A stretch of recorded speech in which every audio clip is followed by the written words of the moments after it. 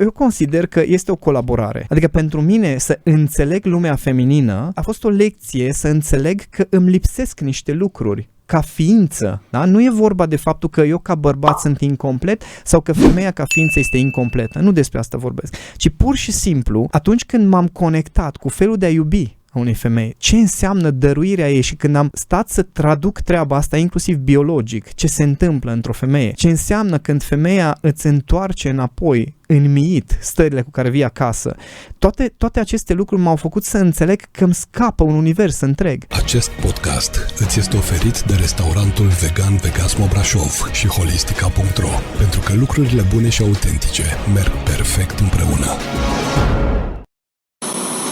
Vitamina C. Emisiune radio, blog și podcast cu vitamine pentru conștiință. Ca să creștem în ființă. Cu Ionuț Costin. Salutare, oameni buni, Ionuț Costin sunt. Ne reîntâlnim la o nouă ediție de Vitamina C. Ar trebui să îmi suflec bine de tot mânecile, de asta am venit cu mâneci lungi, ca să am ce sufleca, evident, pentru că astăzi ne punem pe treabă. E o ediție pe care o așteptam de mult, din vreo două motive cel puțin. Unul este... Nici nu știu în ce ordine o să iau, ordinea de pe tricou, evident. Unul este invitatul meu de astăzi, pe care îl aștept de un an de zile. A fost și anul trecut, cam tot pe vremea asta, cum s-ar zice. Zoltan Vereș, bine ai venit la Vitamina C. Bine v-am găsit pe toți, dragilor, bine v-am regăsit pe unul dintre voi. Trebuie să-ți ridic microfonul un pic mai sus. Ridic eu microfonul așa, e mai bine? Trag perfect, mai aproape? 210, da. Bine, nu sunt obișnuit, dar mă antrenez. Asta e. Și a doilea motiv este că subiectul ăsta de emisiune de astăzi îl aștept de foarte mult timp. Îmi doresc foarte mult să vorbim despre bărbați. Deși e interesant, știi, să întâlnesc doi bărbați, ar trebui să vorbească, da, ar trebui să vorbească despre alte lucruri. Dar ar fi prea clișeic să vorbească despre alte lucruri. De ce? Păi, bărbații au teme standard programate în subconștientul colectiv, fotbal, mașini sau, mă rog, sport, mașini, femeile, nu neapărat în ordinea asta, nu? Deja am început, ați văzut, cu subconștientul, e clar.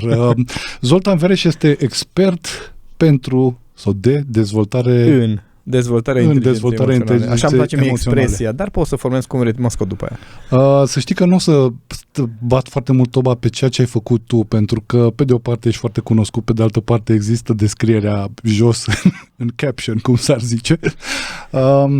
Tu ai foarte multe ore. Chiar când discutam înainte așa de emisiune, spuneai, ai ajuns la vreo 5.000 de ore de one-to-one counseling? One-to-one în ultimii 3 ani, numărat pe calendar, sunt 1743 de sesiuni. În ultimii 3 ani doar. Și ultimii 3 ani n-au fost așa de încărcați cum au fost alți ani în care am făcut asta. Deci 1743 de sesiuni numărate pe calendar 1 la 1. Având în vedere că suntem împreună în studio, cred că putem să le... Ia uite ce am făcut. Putem să o numărăm și pe asta, că e tot o sesiune de one-to-one. Nu, astea sunt măsurate separat și numărate separat, nu știu orele, dar la fiecare final de an, în ultima zi, mă uit pe tot calendarul și îmi fac un Excel pe săptămâni cu câte ore de mentoring 1 la 1, câte ore de evenimente și câte ore de mentoring de grup și training-uri, pentru că alea pentru mine separate, și s-au adunat câteva mii din fiecare de-a lungul anilor. Bun, astăzi vorbim despre bărbatul 2.0, adică ar fi un fel de bărbatul varianta upgraded, așa, despre masculinitate dincolo de clișee, de tot felul de lucruri cu care ne-am obișnuit atunci când spunem bărbat, pac, ne fac pop-up în conștiință, tot felul de reprezentări ale bărbatului. Îți propun, pentru că este o discuție super liberă astăzi, nu e doar așa un interviu, a venit Zoltan, gata. Am întrebările pregătite mânecă suflecată. Da, adică nu știi întrebările. Chestia drăguță este că nu le știi nici tu, nici eu. Cel mai eficient. Și de asta vreau să te provoc la o discuție foarte liberă, pentru că știu că îți place și că duci așa ceva. Și mie că îmi nu place sunt politically corect de foarte multe ori. Da, din fericire, nu ești. Hai să spunem oamenilor pentru început care e ideea cu inteligența emoțională. Adică, bun, vorbim despre inteligența emoțională. Ce înseamnă asta? Păi hai să legăm de subiectul de astăzi, de bărbat 2.0. Da? Eu am plecat la drum puțin pe invers din acest punct de vedere emoțional. Adică am fost hipersensibil, am fost cu foarte multe simptome de pe spectru autist și hipersenzitiv. Adică reacțiile mele emoționale, hipersensibil însemnând am reacții emoționale foarte intense și foarte dese, și hipersensitiv înseamnă că sunt extraordinar de sensibil la sunete, imagini. Chiar mă gândeam pe drum încoace cu mașina că mă uitam la oameni care se plimbau pe marginea drumului și mă gândeam că foarte puțini ajung să se bucure de muzică, de exemplu, cum pot eu să mă bucur pentru că sunt hipersensitiv. Și că toate aceste lucruri m-au făcut să sufăr foarte mult în copilărie și adolescență din tot felul de lucruri. Și când mi-am dat seama că nu-mi place de mine și că nu-mi place să sufăr, atunci cumva mi-a apărut mie ideea asta de ceva poate e de făcut. Și mi-am dat seama undeva pe la 16 ani, pot să spun că am început să lucrez cu mine, că mi-am dat seama că băieții din ultima bancă au mai mare succes la fete decât am eu, care eram cu minte și timid și retras și politicos și serviabil. Am rămas cu unele din aceste trăsături, dar nu mai sunt atât de timid. Și atunci am început practic să descoper ce înseamnă să-ți îndrepți umerii, să-ți îndrepți vârfurile picioarelor în loc să stai în X, să îți schimbi imaginea, adică să te tunzi și alte asemenea schimbări pe care le-am făcut. Și am observat, am sesizat schimbările după aceea. După aceea au urmat alte procese de genul să-ți imaginezi cum ceea ce spui trece de cealaltă persoană, tot felul de asemenea exerciții care am aflat ulterior că erau exerciții de dezvoltare personală și de inteligență emoțională. Și practic pentru mine inteligența emoțională înseamnă să știi să folosești acest sistem mirific și mirobolant care sunt gândurile și corpul și lumea emoțională în interesul tău. Adică să-ți dai seama ce se petrece în tine, să poți să evaluezi dacă chestia asta e spre binele tău și al altora sau nu, dacă servește obiectivelor tale pe termen lung și evident să știi ce să faci în relația cu tine și cu ceilalți, astfel încât să ajustezi comportamente, gânduri, emoții, reacții, obiceiuri, atitudini, astfel încât rezultatele tale să meargă în direcția în care ți-ai propus conștient, nu către cele către care mergeai înainte din reflex sau din instinct. Cam asta e așa in a nutshell cu istoric. Da, să știi că m-am regăsit foarte mult în povestea ta, deși n-am fost colegi de bancă și cred că nici nu aveam cum, pentru că eu de obicei eram în banca din spate, acolo where the fun is. Exact. A trebuit să recuperez pe la 30 de ani the fun al adolescenței, pentru că, după cum spunea și Freud, poți să eviți niște etape de dezvoltare, dar nu poți să sari peste de tot. Te înțeleg. Pe mine, să știi că m-a strunit și m-a strunjit foarte bine radioul. Pentru că m-a pus în contact cu foarte multă lume aparent și cu foarte multe situații aparent, dar de fapt m-a pus în contact cu mine în situațiile alea. Da. Știi? Lecția fundamentală a unui om care se descoperă și își dă seama că de fapt niciodată nu este despre exterior, ci întotdeauna este despre faptul că existi și se întâmplă niște lucruri în tine. Și că se pot întâmpla lucruri diferite în exact același context în funcție de ce faci. Deci, inteligența emoțională înseamnă și foarte mult să știi să gestionezi emoțiile și să știi, dacă vrei să faci cumva surf, să le folosești, să te ducă acolo unde vrei tu. Da. Despre asta e vorba. Pentru mine maturitatea, la un moment dat am definit chestia asta, eu sunt IT-ist, mulți nu știu că eu sunt IT-ist, că în ultimii 10-15 ani m-am format în zona asta și tehnic și ca specializare, altă poveste, dar am plecat IT-ist în anul 2000 din facultate și eu am definit maturitatea ca intersecția a 3 cercuri. Și anume, primul cerc, și aici bărbații se pot regăsi și în relația cu femeile, deja pot să înceapă să facă analiza și autoanaliza. Primul cerc este nevoia de experiență. Doamne, am chef să mă plimb în fundul gol pe afară, prin centru, în Brașov. Da? Pur și simplu, așa am eu chef. Nevoie de experiență, să zicem. Da? Sau am chef să vorbesc într-un fel, sau am chef să fac anumite lucruri. Da? Nevoia ta de experiență, consider că nimeni nu are dreptul să conteste nevoia ta de experiență. Da? Până aici este tot în regulă. Ei, în momentul în care tu ai nevoie de experiență de un fel, nu contează de care, există un alt cerc care se numește consecințe directe. Adică, dacă ies afară în centru, în fundul gol, în Brașov, pe vremea asta, o să răcesc foarte probabil sau cel puțin o să fie foarte neplăcut. Dacă ridic tonul la cineva, consecința directă este că pot să răgușesc, de exemplu, sau că îmi alimentez niște comportamente care ulterior pot să devină obiceiuri. Da? Asta e consecință directă asupra mea, nu are legătură cu nimeni altcineva. Al treilea cerc care nu ne place și pe care nu vrem, domnule, să acceptăm că există, este cercul consecințelor indirecte din context. Adică, dacă o să ies, după cum spuneam, în Brașov, în centru, și eu mă aștept ca să ai nevoie mea de experiență, să nu se uite lumea la mine, îmi pare foarte rău pentru mine. Da? Contextul are dreptul să răspundă fix cum vrea. Atenție, contextul poate să fie un om, poate să fie o situație sau poate să fie o situație mult mai complexă, cum ar fi o comunitate, de exemplu. Da?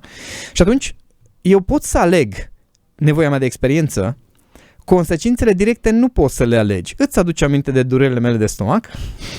Da? Adică pot eu să îmi placă mie anumite băuturi carbogazoase. Stai că lumea nu știe, că tu ai avut niște dureri de stomac la un moment dat. Acum un an, exact, în iunie se vor face, în mai, pardon, o să fie un an. Și când au trecut, când le-am tratat, m-am ocupat de ele. Pot să-mi placă mie anumite băuturi carbogazoase de anumit tip, da?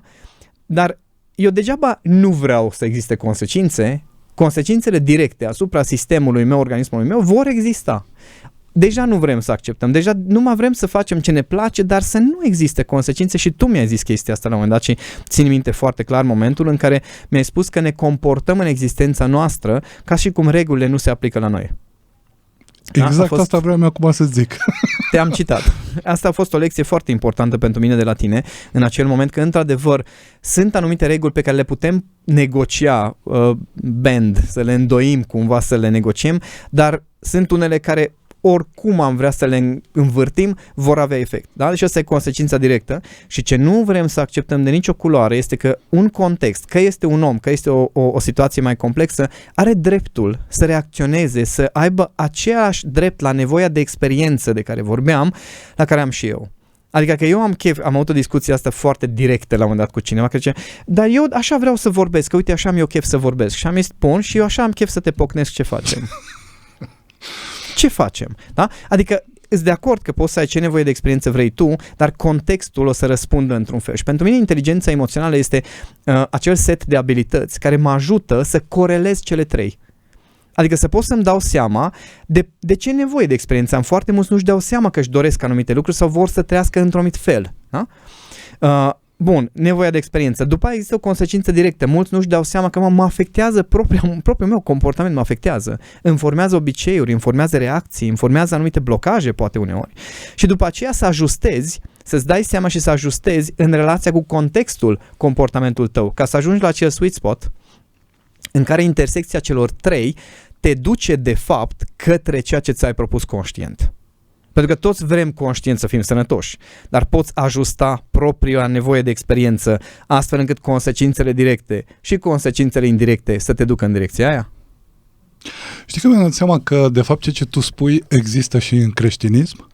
Peste tot există, eu n-am inventat nimic din treaba asta. Știi? E după ce ai murit judecata de 40 de zile a consecințelor directe, după care e judecata după nu știu cât timp a consecințelor indirecte. Exact. Adică ce ai făcut altora și care au fost intențiile tale și ce ai cultivat în relație cu ceilalți. Da, aici este un joc de care am vrea să scăpăm, dar nu putem scăpa. Și ce este foarte interesant, că noi bărbații, revin la subiectul nostru anterior, imediat o să vezi că intrăm în el. Avem un foarte mare handicap la treaba asta și anume că noi nu suntem în contact cu lumea noastră interioară. Noi doar credem că avem acel nothing box. Nu există așa ceva. Și femeile știu treaba asta și de asta ne sâcâie. La ce te gândești? La nimic. Nu există așa ceva, frate. Nu există. Pentru că, bine, nu mă refer la nivelul de conștiință al lui Isus sau un Buddha sau eu știu ce înțelepți care și-au cultivat această capacitate de a își opri mintea, de a suspenda procesele mentale. Vorbim de alte povești, da? Poate în meditație îți iese, dar atunci când ești în viața de zi cu zi și creierul tău este conectat prin simțuri la restul universului, nu există să nu ai procese mentale și procese interioare și emoționale. Nu există. Și atunci, noi deja la primul cerc avem o problemă cu nevoia de experiență. Că nu de acolo nici măcar nu ne dăm seama ce simțim, ce gânduri vin, ce reacții avem. Tu ți-e ok în situația asta? Te întrebi tu pe cineva care ești mai sensibil, poate și mai receptiv și el zice, da, perfect, ok. Păi ești cocoșat cu spatele, respiri greu, te miști greu, văd că ești încruntat toată ziua. Sigur, ți-e bine? Da, e ok. Îs ok, este echivalentul, funcționez în parametrii mei normali. Dar nu înseamnă că ți-e bine. Și nu înseamnă că parametrii normali nu sunt aia de avarie, de fapt, cu care te-ai obișnuit. Exact. Sau care te duc către o avarie mai gravă. Ne întoarcem în câteva secunde, Zoltar, de cuvintele magice din emisiune de care ne ferim. Imediat revenim. Și uite așa, prințul tras printr-un inelescu a luat-o de soție pe prințesa trasă printr-o inelească și au trăit fericiți până la adânci bătrâneți. Tinereți. Nu lăsa centimetri de puși pe temiri unde să-ți știrbească povestea de iubire. Alege Kilominus, un program de slăbit eficient, lansat de restaurantul vegan Vegasmo Brașov. Savurezi toată săptămâna un meniu delicios de maxim 1300 de kilocalorii pe zi, gândit pentru întreaga zi. Ai doar ingrediente naturale, fără zahăr, ingrediente de origine animală sau orice fel de alte compromisuri alimentare. Abonează-te online pe vegasmo.ro la 07 555 44 555 sau vino pe Hirscher 7. Vegasmo, din drag de oameni. Vitamina C cu Ionuț Costin. O emisiune plină de nutrienți. Esențial pentru întreaga ființă. Astăzi vorbim despre varianta next version, să zic așa, varianta superioară, mult îmbunătățită a bărbatul 2.0, împreună cu Zoltan Vereș, invitat pentru a doua oară la Vitamina C, despre masculinitate dincolo de clișee, pentru cei care, cum s-ar zice, au venit mai târziu pe frecvență. Emisiunea și ediția de astăzi este plină de muzică de genul ăsta, foarte masculină, așa, pentru că vorbim de lumea bărbatului, deși nu înțeleg de ce n-am putea să punem și bluzuri, că bărbații nu sunt numai aia care sparg lemne cu privirea. Da, uite, e interesant. Pentru mine muzica este o modalitate foarte eficientă de a mă studia și chiar în programul meu de dezvoltare inteligenței emoționale chiar am inclus un exercițiu și recomand tuturor celor care vor să-și dezvolte puțin propriocepția și capacitatea de a se observa. Eu am un playlist care se numește Mixul Mixurilor. Da? Ce înseamnă asta? Înseamnă că am, cred că, 40-50 de piese. Dacă cineva ascultă, zice că-s dus, zice că-s ceva cu personalitate multiplă, de diferite. Eu nu am formații preferate. Eu am piese preferate. Da? Nu pot să zic că am o formație de la care să-mi placă toate piesele. Nu cred în așa ceva. Adică trebuie să fii mono, ceva e rupt acolo dacă toate îți plac. Ceva nu e ok. Înseamnă că mental te-ai setat mai degrabă decât să te conectezi cu piesele. Și exercițiul este așa. Îți pui piese de asta genul Mixul Mixurilor care sunt cu stări foarte diferite. Eu când merg, de obicei dau next la piese până găsesc una care simt că e pe vibe-ul pe care l-am în acel moment, după care dau next-urile până găsesc următoarea piesă care e pe vibe. La un moment dat, mașina, dintr-un motiv sau altul, începe să se prindă care este vibe-ul și random-urile alea nu mai este atât de random. Da? Dar ce recomand este studiul ăsta de cum anume îți schimbă câte o melodie starea. De exemplu, venind încoace, avem o stare așa cumva nostalgică. În ultima vreme studiez foarte mult conceptul de eternitate în ideea de moarte, da? Și cumva erau niște piese mai nostalgice. Tocmai am avut o emisiune despre moarte cu vreo 2-3 ediții. E totul aliniat cum trebuie. Și avem o stare mai nostalgică, așa mă conectam cu sentimentul acesta de pierdere, de trecere, de what next, știi? Așa de mister cumva. Și pentru mine este o ocazie foarte faină să mă actualizez. De exemplu, când conduc și ascult muzică, ascult poate aceleași piese a nu știu câta oară și să studiez ce nuanțe au mai apărut, ce stări am. Iar exercițiul, next level, este când îți pui piesele toate aleatorii, îți setezi o stare și lași piesele să meargă și să vezi cum poți menține starea respectivă pe care ți-ai propus-o. Să nu altereze piesa respectivă stare. Asta deja este un antrenament de control. Primul exercițiu este nivelul de conștientizare, în care să vezi cum se mișcă piesa în tine, ce mișcă acea piesă, emoții, gânduri, imagini. Următoarea piesă ce mișcă. Și după aceea să vezi cum poți menține o stare în condițiile în care stările tale se schimbă. Apropo de, exteriorul și melodia, sunetele și totul se schimbă în jurul tău, tu să-ți menții starea.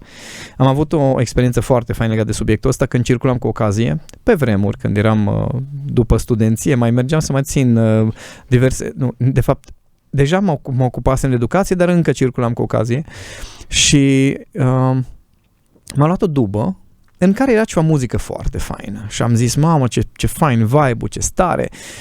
Și aveam așa efectiv, savuram eu și mă gândeam, bă, ce fain e să ai o stare așa faină și să fii centrat așa cu tine, echilibru. Și la un dat omul zice, am chef să ascult altceva și schimbă melodia. Și a schimbat pe o melodie care deja pentru mine era așa un pic pe muchie, cum ar veni cu starea mea bună, dar am zis, nu, că am o stare faină, vreau să o mențin, păstrez. Și la un moment dat zice, hai să ascultăm altceva. Și a pus un stil și o piesă Deci era exact opusul a orice putea să-mi genereze o stare bună. A fost o provocare ca să pot să nu intru în frustrare, în nervi. Eram în mașina cuiva. Apropo, contextul exterior, nevoia de experiența celui care conduce, are dreptul să pună ce vrea, eu sunt musafir, da? Dar va trebui să-mi asum că există o consecință. Mergi cu ocazie, altul pune muzică. Da? Mi-am testat cumva această capacitate în foarte multe contexte de genul acesta, în care vine contextul și zice, fii atent, eu am altă stare decât ai tu. Hai să te văd. Da? Și vă recomand acest exercițiu pentru că e un antrenament foarte fain pe care poți să-l faci tu cu tine și nu te poate nimeni opri. Știi ce mi-am dat seama, Zoltan? Că oarecum e o paralelă cu viața, ce faci tu. E o paralelă mai simplă, pentru că e mult mai ușor să ne prindem de lucruri foarte simple decât de doamna viață care e foarte complexă de felul ei. Nu știu cine a făcut-o așa.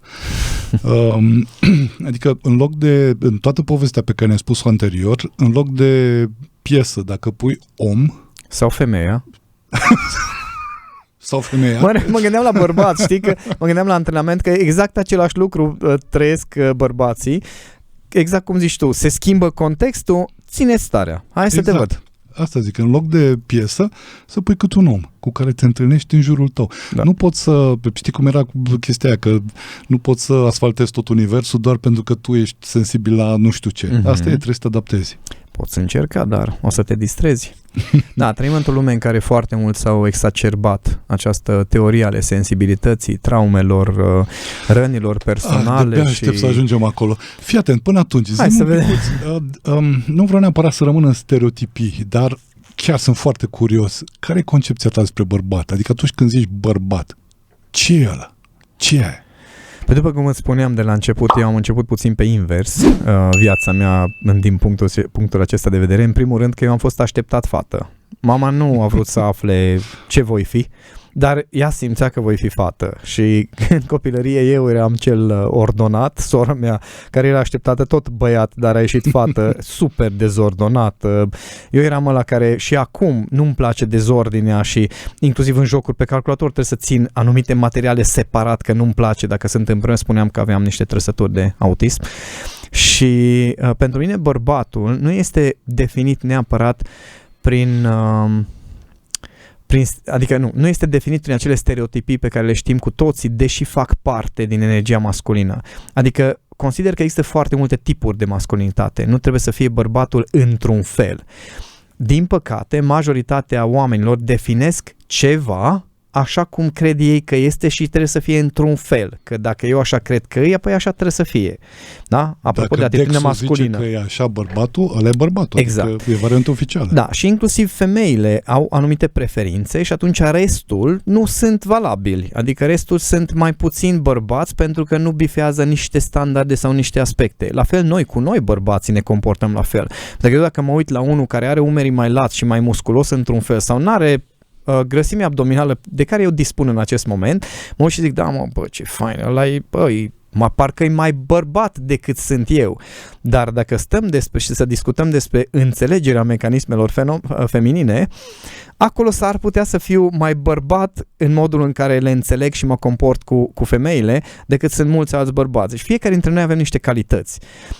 La un moment dat am observat, a fost o lecție foarte importantă pentru mine, eram în acel moment în McDonald's pentru cartofi prăjiți și eram cu Cami, acum mulți ani, și la un moment dat am observat-o, apropo, nu este foarte rentabil câteodată să fii un bărbat sensibil și foarte perceptiv, foarte senzitiv și receptiv, așa, pentru că am văzut privirea ei cum se duce către un bărbat care era acolo, stătea la rând, și am văzut o fascinație și o admirație aparte, o nuanță pe care n-am sesizat-o până în acel moment. De care tu n-ai beneficiat. De care eu n-am beneficiat, să spunem așa. Și m-am uitat la acel bărbat, am analizat din perspectiva mea, da? Cum arată el, ce reprezintă pentru mine ca bărbat și am întrebat-o ce îi place la acel bărbat.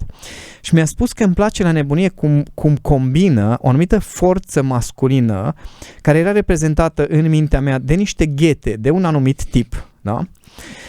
Cu un anumit rafinament, omul cu părul lung, dar prins aranjat și barba aranjată foarte frumos, deci cu barbă, dar aranjat tuns frumos, se vedea o anumită grijă, da, la el și în același timp omul era, deci îmbrăcat așa oarecum sălbatic, dar asortat, da? Rafinament și cu un skateboard sub brațe. Deci, într-adevăr, era o combinație de calități masculine exprimate într-un mod, aș spune, arhetipal, care eu m-am uitat la mine și am zis, n-am. Îmi pare foarte rău, nu prezint aceste lucruri. Și atunci am ajuns la această evaluare în care am zis așa, există niște indicatori de performanță masculini. Da? Ce înseamnă asta? Înseamnă rafinament, sensibilitate, sunt indicatori masculini, da? Grija de sine sau o anumită nevoie de a se îngriji, aspectul, imaginea, forța pe care o exprim, aspectul fizic, adică dacă ne uităm la detalii, sunt foarte multe asemenea nuanțe care sunt specific masculine, exprimate în anumite tipuri și fiecare dintre noi dispunem de o anumită cantitate din fiecare, da? Adică dacă vorbim, de exemplu, de simțul umorului, mă consider peste medie, da? Și asta este confirmată de interacțiunile mele cu femei, cu alți bărbați și așa mai departe. Modul în care am grijă de imaginea mea, dacă 10 este așa și ne luăm după instincte, atenție, nu după educație, ci după ce-mi vine, sunt undeva la un 4,5 către 5 față de unde am standardul setat de niște prieteni, de exemplu, care au grijă de anumit fel. Sau, cum a fost în Londra, unde Cami literalmente s-a întors după un tip pe stradă și am zis, fetița, tu te întorci după un bărbat pe stradă și ce te rog, lasă-mă să mă bucur, pentru că atât de rar văd bărbați bine îmbrăcați. No, dacă mă iau după aceste standarde, e 4,5, da? Fai, dar te rog, știi, dar tu când zici chestii de genul ăsta și eu când le aud, pentru mine sunt dureroase, știi? Dureroasă pentru tribul meu de bărbați. Adică? Pentru regnul meu masculin. Păi aici e, da, exact. N-ar trebui femeile să se întoarcă pe stradă, în sfârșit am văzut bărbatul și pe să vorbească cu să vezi, am văzut în sfârșit un bărbat. Dar hai să zic care este diferența între noi bărbații când ne întoarcem și femeile. Noi ne uităm după forme. Da, ele se uită după trăsături. Și după stare. Exact, e o diferență, pentru că ce exprimă, evident că și ele traduc niște manifestări ale acestor calități, da? Adică trebuie să se vadă, dacă e un bărbat în Himalaya care este foarte rafinat, dar nu-l vede niciodată nicio femeie, nu o să zic nicio femeie, mamă, dar ăla e rafinat. Că, da? Trebuie să ai contact prin simțuri cu o ființă umană ca să poți deduce niște lucruri. Dar ele sunt mult mai sensibile la aceste aspecte și le traduc în detalii mult mai ușor. Noi bărbații când ne uităm după o femeie, ne uităm strict după forme. Bărbații care se uită după ce exprimă femeia respectivă, de obicei nu se întorc. De obicei aspiră foarte ușor, se conectează cu acea energie feminină și nu au nevoie să se întoarcă, să uite și din spate. Știi da? ce am senzație? Chiar că simți energia aia înainte chiar să distingi foarte bine formele. Da, exact. Adică te curentează de la depărtare, cum s-ar zice. Exact. Numai că asta e o calitate feminină, de exemplu, de a te conecta cu profunzimea, nu doar cu forma. Noi bărbații suntem superficiali și ne sare în ochi sau în percepție prima dată suprafața. Aici de la Cami am învățat chestia asta, doar gândește-te cum sunt formate organele genitale. Da? La bărbați este ceva foarte evident, deci trebuie să fie ceva foarte evident, să poți să măsor din două priviri despre ce vorbim, da? Să știu exact cum stăm. La femeie este ceva ascuns, ceva care trebuie descoperit, ceva la care nu ajungi foarte ușor. Da? Și atunci e important să înțelegem că pentru mine, de exemplu, a fost o lecție această conectare cu femeia care vine și îmi spune: Zoltan, tu ești manipulator. Tu ai țucut sufletul tău, că în relația noastră de 10 ani se întâmplă numai ce vrei tu. Adică nici măcar nu mai am, nu curajul, pentru că am prelucrat, nu e vorba de curaj, nu am pornirea să te rog lucruri, pentru că știu că uneori ai chef, uneori n-ai chef și nu am chef să mă... Da? Și zice, da, dar tu ești dominator și manipulator. A venit și a zis, lasă, dă puțin vitrina la o parte și hai să vedem ce de la o parte superficial, suprafața, până când, deci mi-a luat ani de zile, de câte ori îmi spunea chestia asta, mă iritam instant. Și la un moment dat m-a lovit. Deci atunci am fost scuze de franceză, the fuck. Asta a fost momentul. Da?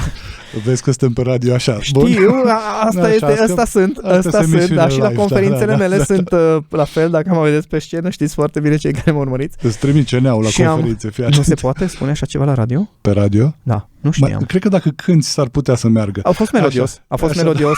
Bun, nu știam, nu cunosc CNA-ul. Eu am evenimentele unde mi-asum, vorbesc și dau jos de pe scenă. Bine, deci retrag expresia pe care am spus înainte, reformulez. M-am uimit mirat de fiecare dată, dar când mi-am dat seama ce se întâmplă cu adevărat a fost atunci când mi-a spus, nu mai știu cu ce am săcăit-o și mi-a spus așa, fii atent, Zoltan, mă lași și pe mine să mă simt cum vreau. Să am și o starea pe care o am și să nu simți nevoia să mi-o schimbi? Fai, Dumnezeule, ce am stat și am zis, nu se poate. Atunci m-a lovit nivelul de subtilitate la care ea percepe nevoia mea ca ea să fie bine, ca ea să fie mulțumită, ca ea să fie relaxată, ca ea să fie împlinită și câte eforturi fac de a o duce, hai să-i spunem, uneori mai dominator, alteori mai manipulator, alteori din disperare, alteori făcând eforturi de oricare, să o duc acolo unde simt eu că trebuie să fie ea ca femeie. Vezi, aici mă gândeam, te întreb puțin, iartă-mă, exact la varianta aia, de fapt tu zici varianta aplicată, foarte interesant, vezi, nu m-am gândit la nuanța asta, a expresiei cu cea mai mare fericire a unui bărbat, de exemplu, este fericirea iubitei sale.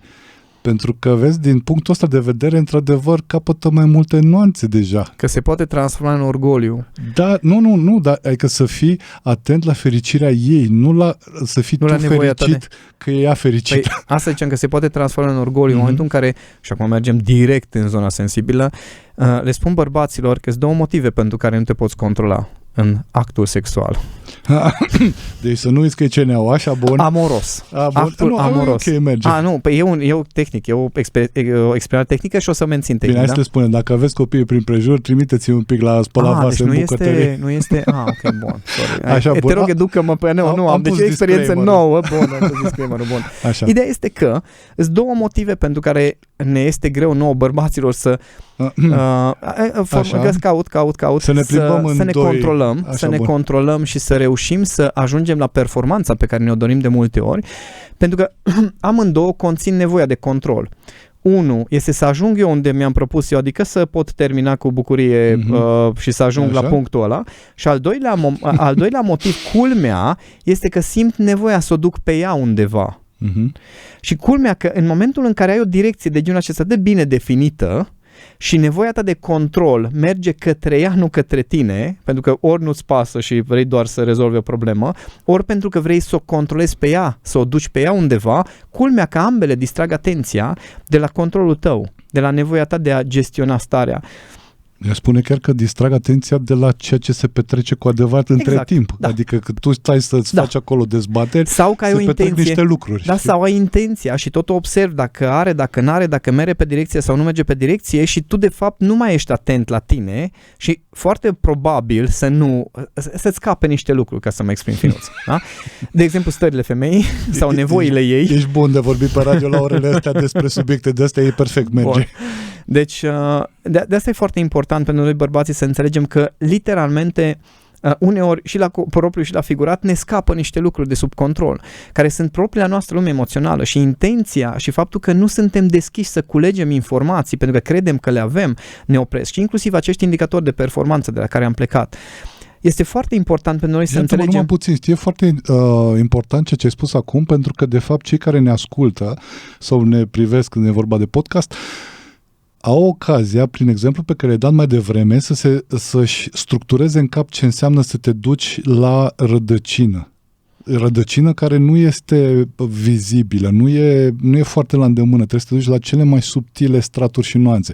Cum spuneai tu, de să nu-ți scape lucrurile sau lucruri de genul ăsta. Știi de ce spun? Fac o foarte mică paranteză, pentru că, uite, la noi, în taberele ayurvedice, în aia de detox, de exemplu, aveam o persoană care suferea de constipație cronică.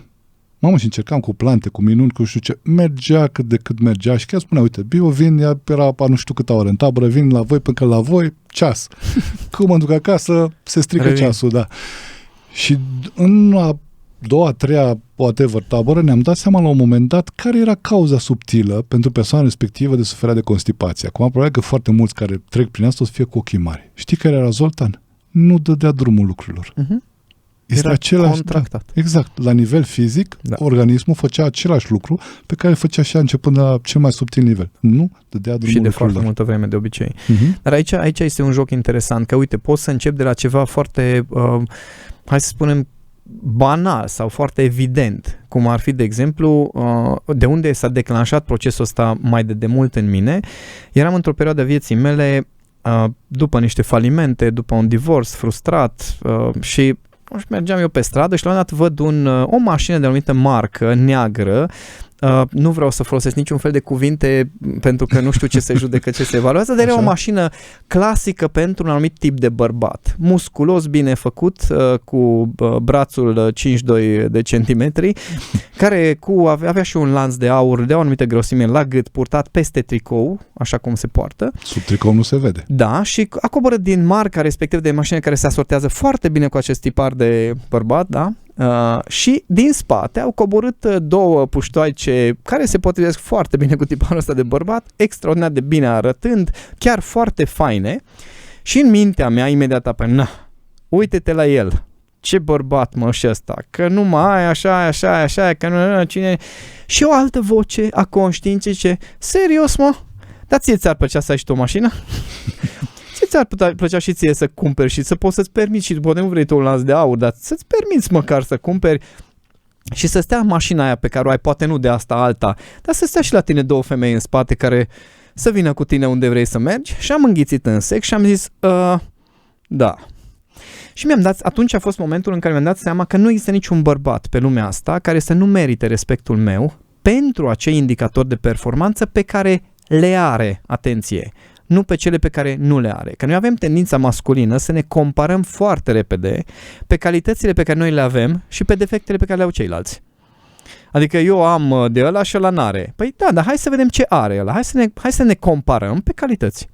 Pentru că nu s-ar putea, garantat, există indicatori din ăștia de performanță la un nivel mai evident sau mai puțin evident, la care tu ești bâtă și ăla este as. Doamne, poți să mai zici o dată treaba asta cu hai să ne comparăm pe calități? Da. Știi de ce zic? Pentru că cu I have a dream lui Martin Luther. Cum ar arăta lumea asta, știi, dacă am face cu toții așa? Pentru că, de fapt, treaba asta cu să ne comparăm pe calități este valabil și în lumea femeilor. Și în viața zi cu zi cu toată lumea. Da. E cum ar fi pur și simplu să îl admirăm chiar pe celălalt, pentru uite ce lucruri frumoase are și uite ce aptitudine are.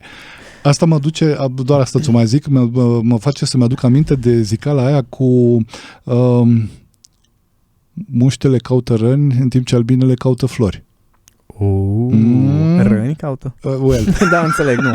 Da, m-am tradus. Acum încep și eu să traduc limbajul de radio în limbaj vorbit. Limbaj de radio era. Ne întoarcem în câteva secunde. Știi cum e? Îi asigur mașinii tale tot ceea ce e mai bun. Combustibil, ulei, cauciucuri, la fel și familiei tale. Răsfățuri, surprize culinare, vacanțe. Dar ție, cât de atent ești să te răsfăți și pe tine? Ne-am gândit noi la asta. La restaurantul Vegasmo Brașov, de pe Hirscher 7. Poți savura preparate vegane și vegetariene, delicioase și curate, gătite cu mare drag. Vino în restaurant pe Hirscher 7 sau ia-le pentru acasă. Comandă online pe vegasmo.ro sau sună-ne direct la 07 555 44555. Apropo de diferitele tipuri de abonamente, regimul Oșava sau programele nutriționale Kilo Minus și Imuno-Vegan, ți-am spus? Vegasmo, din drag de oameni. Asculți Vitamina C cu Ionuț Costin. Emisiune radio, blog și podcast. Consumă responsabil. Astăzi consumați foarte responsabil pentru că urmărim să compactăm, așa, să concasăm, să comasăm cât mai multe lucruri în doar 2 ore de emisiune radio. Pe podcast ies mai puțin că se duc melodiile, nu puteți le punem. Apropo de asta, pentru că cei care se uită la podcast nu vor ști ce muzică am pus noi, că tot face referire la muzică. Am o muzică foarte masculină, o să bag link-urile în descrierea episodului și oricum există playlist-ul care e de 3 ani de zile pe net și le regăsesc și acolo. Vorbeam înainte de pauză de frumusețea asta pe care ai spus-o tu mai devreme, cu faptul de a ne centra pe frumusețea, pe calități. Da, pe lucruri frumos de fapt, până la urmă, frumusețea în ochii privitorului, nu? Este și în același timp și distrugerea frumuseții este tot în ochii privitorului. Pentru mine lecția foarte importantă a fost în momentul în care am început să lucrez foarte mult 1 la 1 și fiind vorba de inteligență emoțională, majoritatea clienților mei sunt femei, da? Acum lucrez în paralel 1 la 1 cu vreo 6 bărbați, dar foarte multă vreme erau predominant femei. Și ce am observat este că dacă vorbim de relația de cuplu și femeile, multe dintre ele veneau cu probleme în relația de cuplu, problemele în relația cu bărbații, tendința mea instinctivă ca bărbat este să intru în competiție. Pentru că face parte din natura noastră, da? E oricât am vrea să înfrumusețăm și să mergem în tot felul de alte feluri de studii, masculul este cel care este teritorial, care trebuie să-și apere teritoriul și care își vânează femelele și este protector cu ele și intrăm în competiție, face parte din instinctul nostru, chiar dacă am înțeles să stăpânim. Dacă te uiți la un grup de bărbați care stau singuri, singur mă refer fără femeie, da? Fără prezență feminină. Adică sunt doar bărbații adunați împreună într-un loc. O să vezi că fiecare intră în competiție în felul lui. Nu contează care e subiectul, sunt bărbați care intră în competiție demonstrând prin tăcere că ei sunt ăia mai deștepți. Dar nu există nicio minte masculină care să nu intre într-o formă sau altă de competiție. Ei, în momentul în care lucram cu femei și vorbeam de alți bărbați, am văzut în mine această tendință să țin partea femeii în relația de cuplu și să judec bărbatul sau să îmi vină cumva să îl cobor oarecum ca să pot să o ajut, vezi, Doamne, pe ea.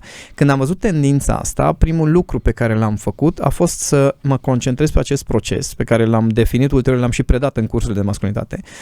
Și anume faptul că există indicatori masculini de performanță sau indicatori de performanță de tip masculin, care, din nou, sensibilitatea de tip masculin este un indicator de performanță. Intrăm imediat în ei. Și să mă concentrez pe acele calități pe care le are bărbatul respectiv și au fost foarte multe situații în care ulterior m-am întâlnit cu iubiții, soții acelor femei cu care am lucrat și ei mi-au mulțumit că le-am ajutat iubitele.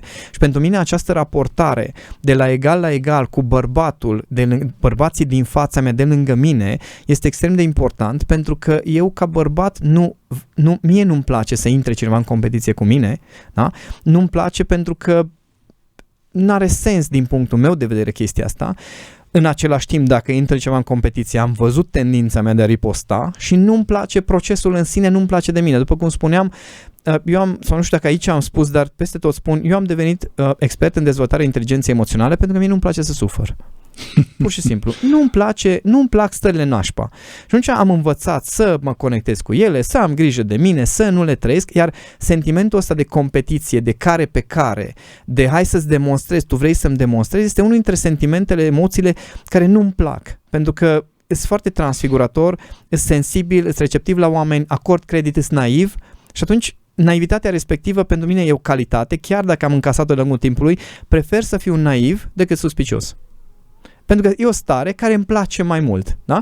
Că ulterior am avut de suferit, asta m-a ajutat să-mi instalez niște protocoale de comunicare și niște liste de red flag-uri la care sunt atent.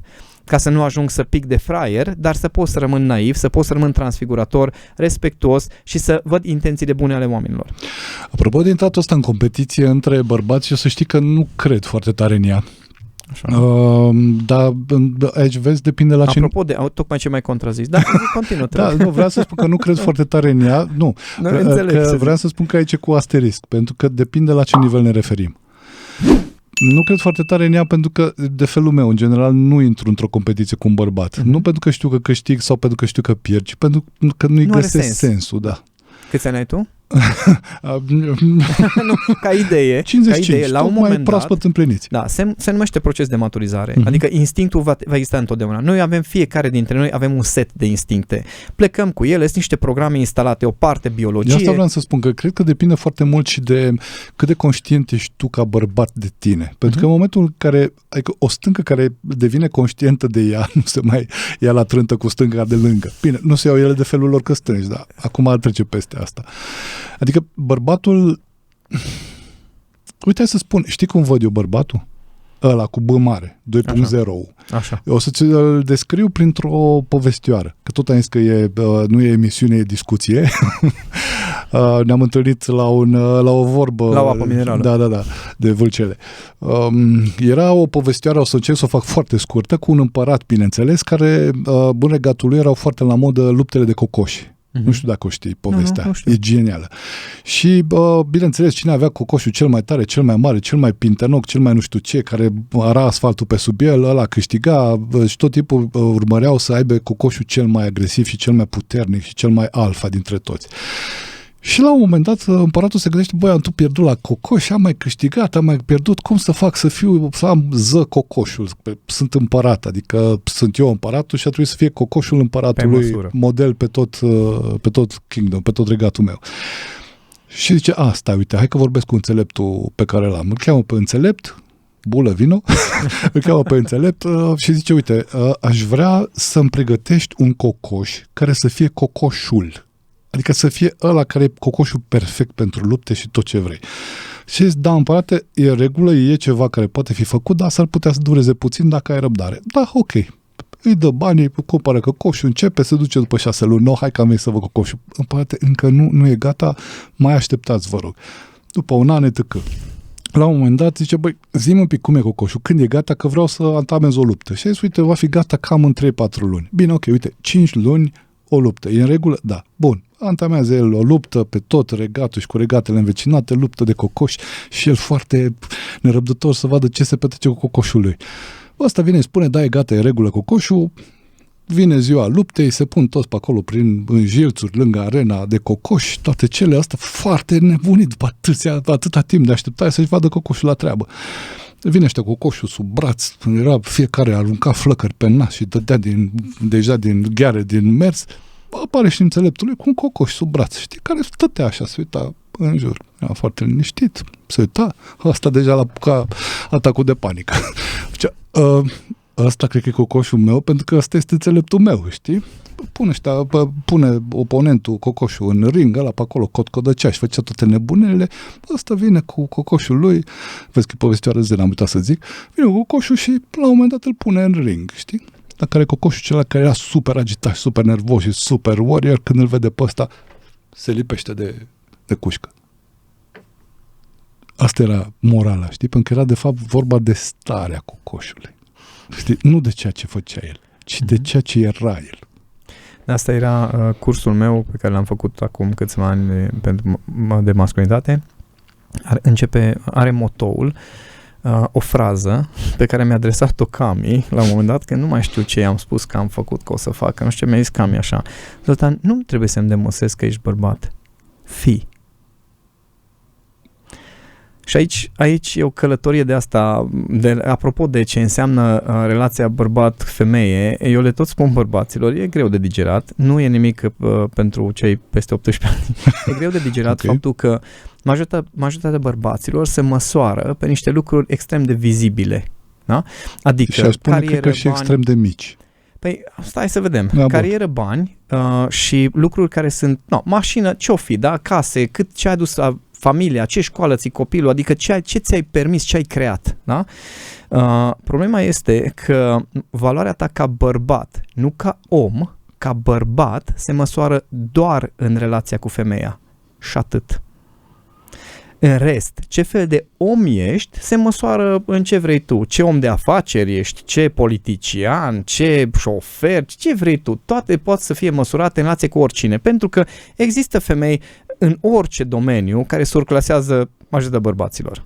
Da? Doamne Zoltan, eu aș rămâne un pic la lucrul ăsta. Vezi, eu sunt cumva paznic cu emisiunii și cum tu o scoți câte un ou de la Fabergé, dar numai din aur, cum zic, hop, moment, s-a strigat bingo la masa cu tare.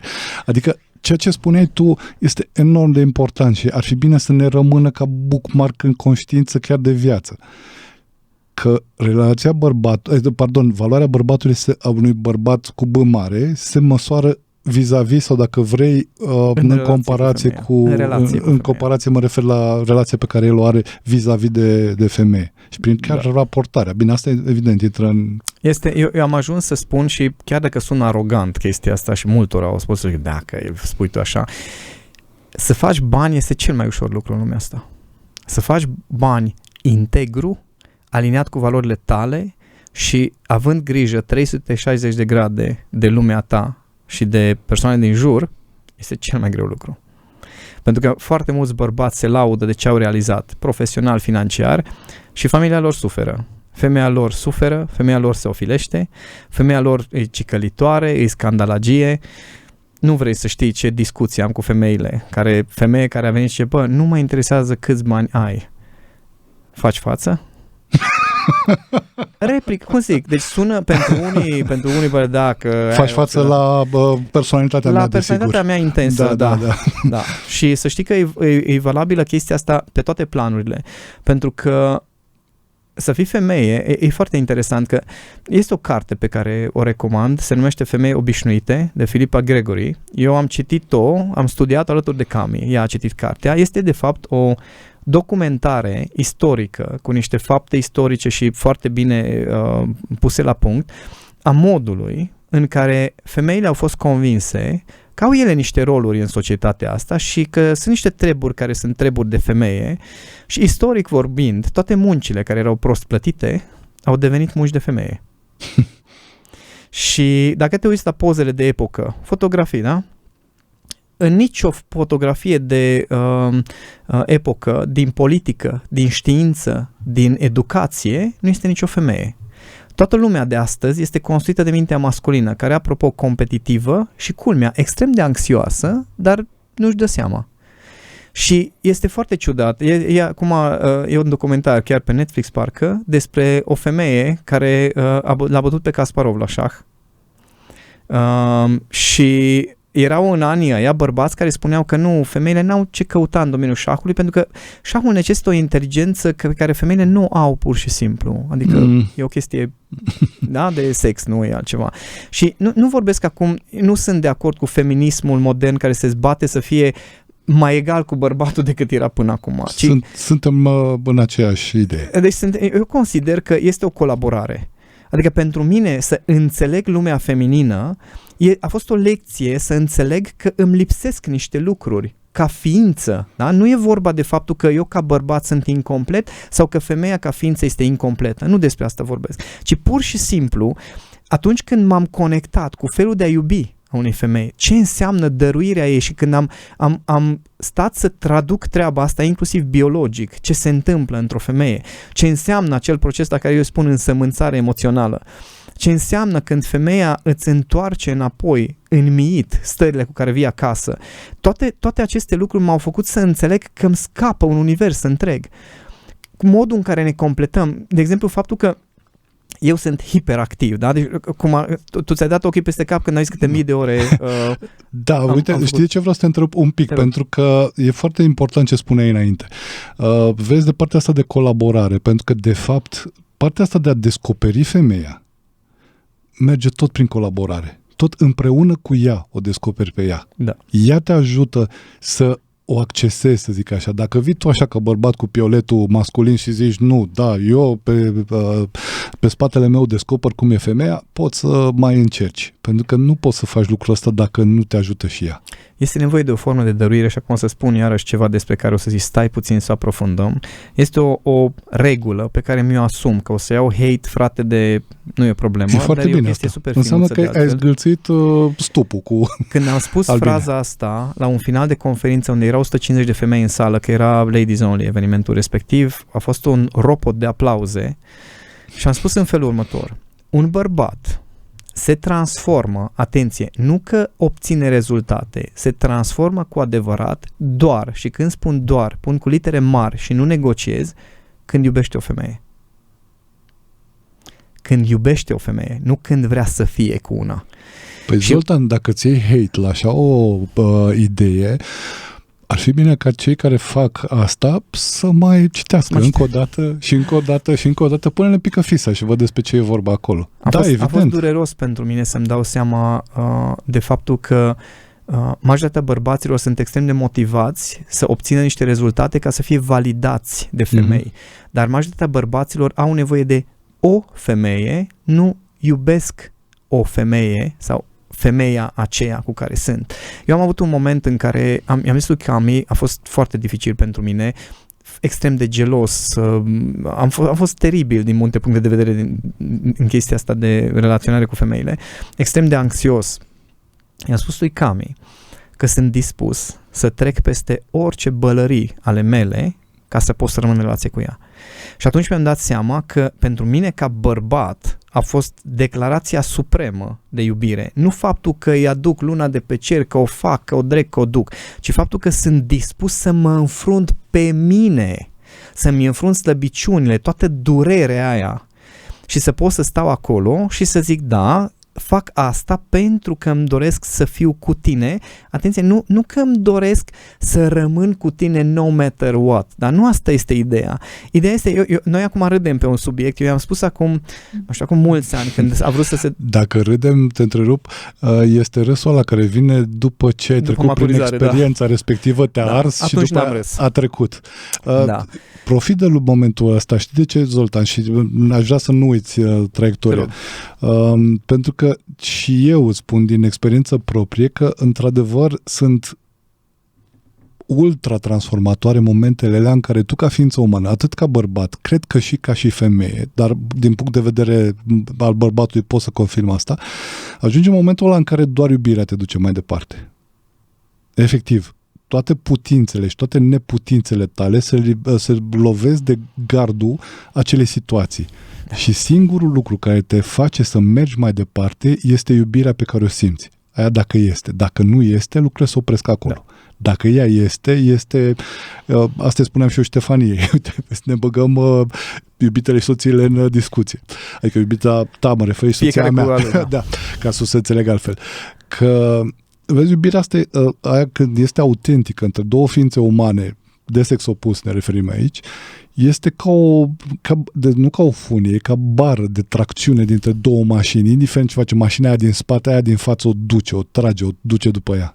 Cam așa e cu iubirea. Apropo de competitivitate masculină, ceea ce am spus că-s dispus să înfrunt orice bălării de ale mele, pentru mine competiția, și revin puțin cu paranteza și după aia revin, competiția respectivă masculină pentru mine s-a transformat în am setat standarde. Cunosc niște bărbați extraordinari când călătoresc prin lume, prin țară, la diverse evenimente, cunosc bărbați cu un potențial și niște calități de plec capul și zic, tu, n-aș putea, n-am. Deci acei indicatori de performanță pe care tu îi manifesti plenar în toată viața ta și în relație cu femeile sau cu alți oameni, n-am. Plec capul. În același timp, cer respect pentru calitățile pe care eu le manifest și le exprim și din care și ceilalți bărbați au de învățat. Și atunci e o completare foarte faină.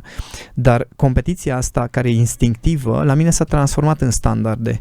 Adică să pot să mă uit la un bărbat și să zic, mamă, ce tare. De exemplu, în continuare, mă fascinează când vorbești și aud vocea ta, pentru mine e ceva de genul, iarăși am uitat să lucrez la chestia asta, că mi-am propus la un moment dat să-mi cobor și eu un pic vocea. Adică să încep să vorbesc cu voce de genul acesta. Pot să cobor și eu.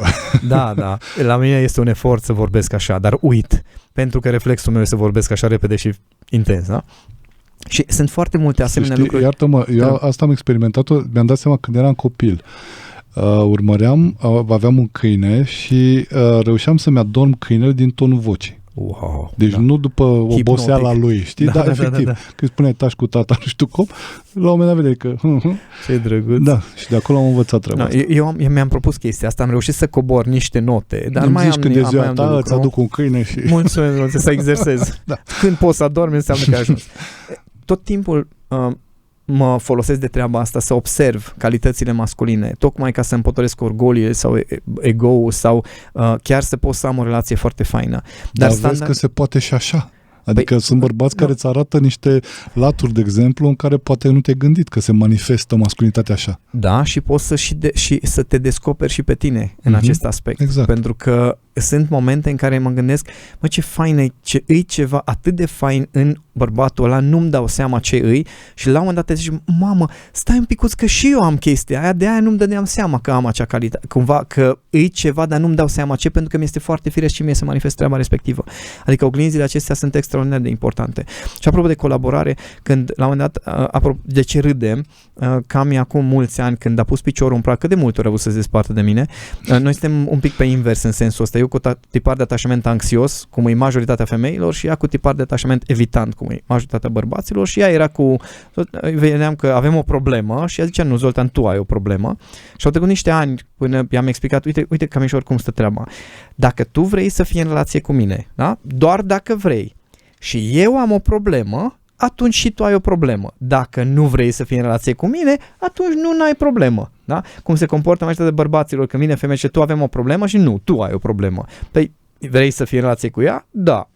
Ai o problemă. Da? Și plus că atunci când e vorba de relația de cuplu, sunt adevărat lucruri care țin de eu și de tu, dar în general sunt de noi, pentru că e relație de cuplu. Și le trăim împreună, adică ne le activăm împreună. Și acum mulți ani, că a vrut să se tot despartă, n-am lăsat-o și m-am dus, a fost un punct în care mi-am dat seama că nu, e pe bune treaba, deci s-a terminat și am zis, fii atentă, eu cred într-o relație, am un vis, I have a dream, I has a dream, am un vis, simt că se poate ajunge la un nivel și o relație așa cum îmi imaginez eu.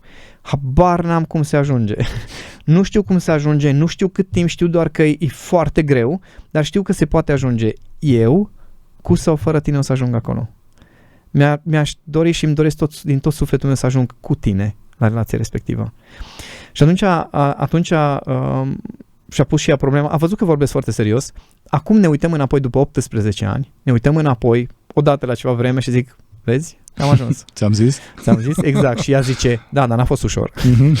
Și ăsta e un joc pe care l-am făcut ani la rând în care ziceam, tu, ai văzut ce fain e? Ai văzut că am ajuns? Ai văzut că ne este din ce în ce mai bine? Și eu nu exagerez cu chestia asta. Inclusiv viața noastră amoroasă este din ce în ce mai bine. Ceea ce pentru 49-44 de ani, da, nu foarte multe cupluri pot să spună chestia asta, că este din ce în ce mai fain. 50 și cu 30 și? Exact, de asta adică e ceva acolo, un prag, atenție, nu mă refer un prag de anumit comportament sau ceva, un prag interior de asumare, de dăruire, de direcție, de, nu știu, ceva la care vrei să ajungi. Când depășești pragul respectiv, lucrurile pe bune sunt din ce în ce mai bine, dar asta înseamnă să construiești o bază de colaborare pe care ai punctat-o. Adică acea colaborare în care amândoi vin avut o ceartă la un moment dat, acum ceva ani de zile, în care recunosc că am fost măgar, n-am ce să comentez. Am fost măgar, nu voia să vorbească cu mine. Și mie îmi trece, eu sunt coleric de felul meu, adică nu ne-am certat mare lucru, da? Și ea nu vorbea cu mine. Eu mergeam odată la ceva vreme, câteva ore, adică, și ziceam, no, cum te-ai gândit să facem, că uite că poate, așa vrei să rămânem, cum te trece de la sine, știi, jucăuși glumeți. Și la un moment dat am luat-o de mână, am dus-o la mine în cameră, am pus-o pe canapea în birou și am zis, fii atentă, Camișor, suntem împreună de, cred că 14 ani erau sau ceva de genul ăsta, 12. Zic, fii atent, suntem împreună de niște anișori. Și tu știi care sunt defectele mele și eu știu care sunt ale tale și fiecare știm că și celălalt și le știe pe ale lui. Amândoi știm că ne ocupăm fiecare de defectele noastre, pentru că ăsta este cel mai important, că tu știi că mă ocup de ale mele, eu știu că te ocup de ale tale, fii atent cum facem. Dacă mai avem vreo ciondăneală, atunci aveam undeva cam 2 certuri pe an, am rămas cu 1 către 2 media pe an de certuri de asta care ne afectează. Acum nu mai durează că 20 minute revenirea, dar încă mai avem momente de intensitate. Dar atunci am zis așa, fii atentă, de acum încolo, când mai avem câte un moment de ăsta, ne uităm unul la altul, facem un de ăsta, un ok de ăsta cu amândouă degetele, acum ridic să vadă și cei de la radio. Ridicăm degetele, facem așa ok, fiecare se duce la el în cameră și când ne revenim, că oricum știm că ne revenim, deja cunoaștem procesul de atâția ani, ne vedem și zicem, ok, mergem mai departe. Și noi literalmente acum așa funcționăm, deci putem să ne certăm, eu fiind coleric, ea îmi ține piept, îmi zice cam așa, Zoltan, eu lângă tine, mi-a zis la un moment dat, Zoltan, eu lângă tine am devenit o femeie puternică și am zis, mă, ce fain sună chestia asta și se uită și zice, nu e un compliment. Pentru că am personalitatea intensă și atunci sunt anumite momente în care ne ciondănim. Acum, certurile noastre acum sunt ceva de genul, ne uităm un altul, așa mă enervez, știu, și tu mă enervezi. Și ne îmbrățișăm, ne pupăm și am terminat povestea. Adică în momentul în care ai depășit un prag, în care începi să-ți dai seama cât de superficiale sunt subiectele pe care ne certăm, în momentul în care ai ajuns la faza în care chiar ai încredere în celălalt, că face niște eforturi, că vrea să se transforme. Unul dintre lucrurile cu care am rezolvat un conflict dintre o mamă și un fiu adolescent, 20 de ani, adolescent la mine, și mamă, i-am adunat într-un Zoom pe amândoi, că lucram separat cu fiecare, da? I-am adunat într-un Zoom, că nu se înțelegeau de nicio culoare, numai certuri erau. Și i-am întrebat, și fiți atenți că ar fi o întrebare interesantă de adresată într-o relație de cuplu. M-am uitat la ei și am zis, fiți atenți, vreau să știu de la amândoi, prima dată, înainte de a face orice eforturi. Mă, voi vreți să aveți o relație împreună? Vreți sau nu să aveți o relație? Păi da, vreau, dar el nu... Numai puțin.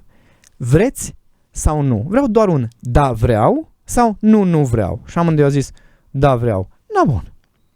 Pasul Acum 2. că știm, exact. Ce faceți pentru Acum asta? că știm treaba asta, putem și noi să ne comportăm ca doi oameni care chiar vor să aibă o relație? Că de aici pleacă foarte multe lucruri. Că noi bărbații ne considerăm extrem de raționali. Disclaimer. Și cu sabia dreptății la purtător. Stai, că problema este că ne considerăm raționali. Acolo e problema. Diferența, eu fac o distinție între ce înseamnă rațional și cerebral. Deci femeile sunt emoționale, așa suntem cu etichetele, da? Mergem un pic în stereotipii pentru că sunt importante. Da? Femeile sunt emoționale și bărbații sunt raționali. Asta Venus și Marte. Ce planetă vrei tu? Da. Da? Și, apropo de, dacă vă uitați la trăsăturile astrofizice ale planetelor respective, descriu foarte bine ce înseamnă energie masculină, energie feminină. Venus e cu temperaturile schimbătoare foarte mari, foarte șușe, Marte este super dur și foarte... E interesant de văzut treaba asta, apropo de natura mea de astrolog. Și, deci, emoțional rațional, da? Doar că nu sunt bărbații raționali, pentru că rațional înseamnă că ești capabil să ai o logică cât se poate de obiectivă, să vezi presupunerile pe care le ai și pe care îți bazezi argumentația, să poți să înțelegi presupunerile celuilalt și să pui de acord prin logică și analiză și comparații aceste două adevăruri diferite. Da? Asta înseamnă rațional la mine. Bărbații sunt cerebrali. Care e diferența? Femeile sunt mult mai conștiente de emoțiile lor și procesele lor emoționale. Cerebral pentru mine înseamnă că sunt conștient sau atent la procesele mele mentale, cognitive. Diferența nu este rațional și cerebral, înseamnă că poți să fii foarte atent la cum gândești și la gânduri, dar să n-aibă nicio logică modul în care gândești, dar tu știi cum gândești și știi care-s gândurile și știi să argumentezi gândurile alea, dar habar n-ai că ai o eroare fundamentală de logică. De exemplu, faptul că presupunerile pe care te bazezi argumentația nu le vezi. De exemplu, mașinile alea sunt cele mai bune. De ce? Și o să-ți dai seama că criteriile și presupunerile pe care îți bazezi argumentația sunt subiective și emoționale. Da? Doar că femeile exprimă emoțiile, sunt mult mai intense, reacționează mai intens pentru că programarea lor biologică este să reacționeze la nevoile unui copil, unei ființe umane, care nu știe să vorbească. Treaba ei nu este să înțeleagă ce zice copilul, treaba ei este să poată citi toate semnalele biologice ca să poată să răspundă exact pe nevoile copilului. Nu poate comunica verbal cu copilul, ci trebuie să empatizeze cu copilul. Exact. Și atunci nu este despre explicații, vine bărbatul ce explică-mi, argumentează-mi, dă-mi exemple. Și mi-a zis Camila la un moment dat, Zoltan, așa este pentru că așa simt eu. Corect. S-a terminat povestea. Eu la fazele astea spun că în momentul ăla bărbatul are pretenția că vorbește cu un alt bărbat. Da, știi? Și problema mai este... Adică uite că asta facem noi bărbații, mi-am dat seama, știi, în interacțiunea cu femeile, uităm că interacționăm cu o femeie, nu cu un bărbat. Dar fii atent, și problema este că și în interacțiunea cu bărbații uităm că de fapt interacționează două femei. Asta e bună, stai, trebuie să dezvoltăm în câteva secunde. Ne întoarcem. Ce zici de o reinițializare complexă a întregii tale ființe? Alege regimul macrobiotic Oșava, un regim excepțional, cu beneficii minunate, care susțin starea ta optimă de sănătate. La Vegasmo Brașov organizăm acest regim de peste 7 ani, în ediții lunare, ceea ce este un adevărat record, cel puțin național. Regimul Oșava este gândit sub formă de abonament, cu ridicare sau livrare și conține toată hrana de pe întreaga durată a regimului. Abonează-te online pe vegasmo.ro la 07555 4455 sau vino pe Hirscher 7. Vegasmo, din drag de oameni. Asculți Vitamina C, o nouă și miraculoasă vitamina C de care cu toții avem nevoie.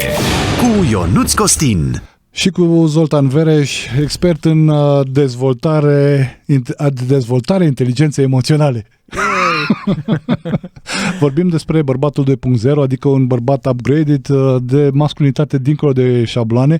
Urmărim așa să luăm pătura de pe pătura societății pusă pe masculinitate, să o dăm la o parte și să vedem cam ce rămâne și ce facem cu ce rămânem. Și discutam de, apropo de melodia care a fost mai înainte, discutam de... Le fam pentru cei care se uită la podcast, link-ul e jos. Da, link-ul e jos, dar pentru mine și exercițiul acela cu melodiile, pentru mine melodia asta, de exemplu, mă pune foarte bine în starea de romantism și într-o stare în care pot să mă conectez la modul în care trăiesc femeile iubirea. Și spuneam acum, spuneam înainte de pauză. Eu mă uit la orice lucru spui tu, când mi-e sar așa pop-up-uri de genul, mamă, ce ar merge o emisiune numai pe tema asta. Da, aș putea, n-am o problemă, am și argumente și justificări la toate, exerciții și metode la toate. Așa, de ziceai de modul în care femeile trăiesc iubirea. Mă revin la ce am zis înainte de pauză, legat de faptul că atunci când, tu spuneai că atunci când un bărbat discută cu o femeie, că el uită că discută cu o femeie și se așteaptă cumva să se comportă ca și cum ar discuta cu un bărbat. Adică și eu am spus, spune logic, femeia trebuie să înțeleagă logic. Și eu am spus că atunci și când discută un bărbat cu un alt bărbat, amândoi uită că de fapt discută două femei. Între ele. Exact. Pentru că... Asta trebuie să mi-o zici. Pentru că noi bărbații avem senzația, pentru că suntem total deconectați de propria lume emoțională. Ca urmare, suntem deconectați de percepțiile noastre, de preferințele noastre, de butonașele noastre. Nu ne dăm seama când ni se apasă un butonaș. Și atunci ignorăm total faptul că absolut orice pleacă din oricare dintre cei doi bărbați, modul în care filtrează informația fiecare și modul în care încasează și reacționează sunt exact aceleași mecanisme biologice pe care le are și o femeie. Diferența este că ea e conștientă. Singura diferență. Și că exprimă poate mai intens acele emoții pe care le are, dar mecanismele biologice prin care procesăm realitatea sunt la fel și la bărbați și la femei. Și nu există există o variantă, să spun care, deci doar o variantă există în care emoțiile pot fi scoase din ecuația comunicării. Am chiar un modul de training despre ecuația comunicării. Deci nu există varianta în care să nu ai stări, să nu te influențeze emoțiile, să fii obiectiv. Nu există. Singurii care pot să facă asta sunt cei care au creierul wired de tip psihopat. Adică acele persoane, culme, majoritatea bărbați, acele persoane care au creierul, deci din nou e vorba de o fiziologie de aici, adică e o chestie măsurabilă, neurologic, da?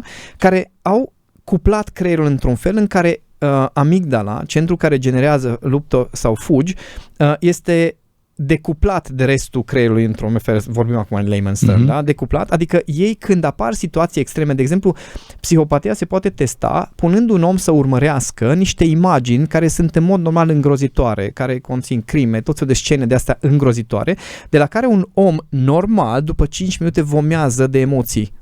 Da? La nivelul ăla de bombardat, da?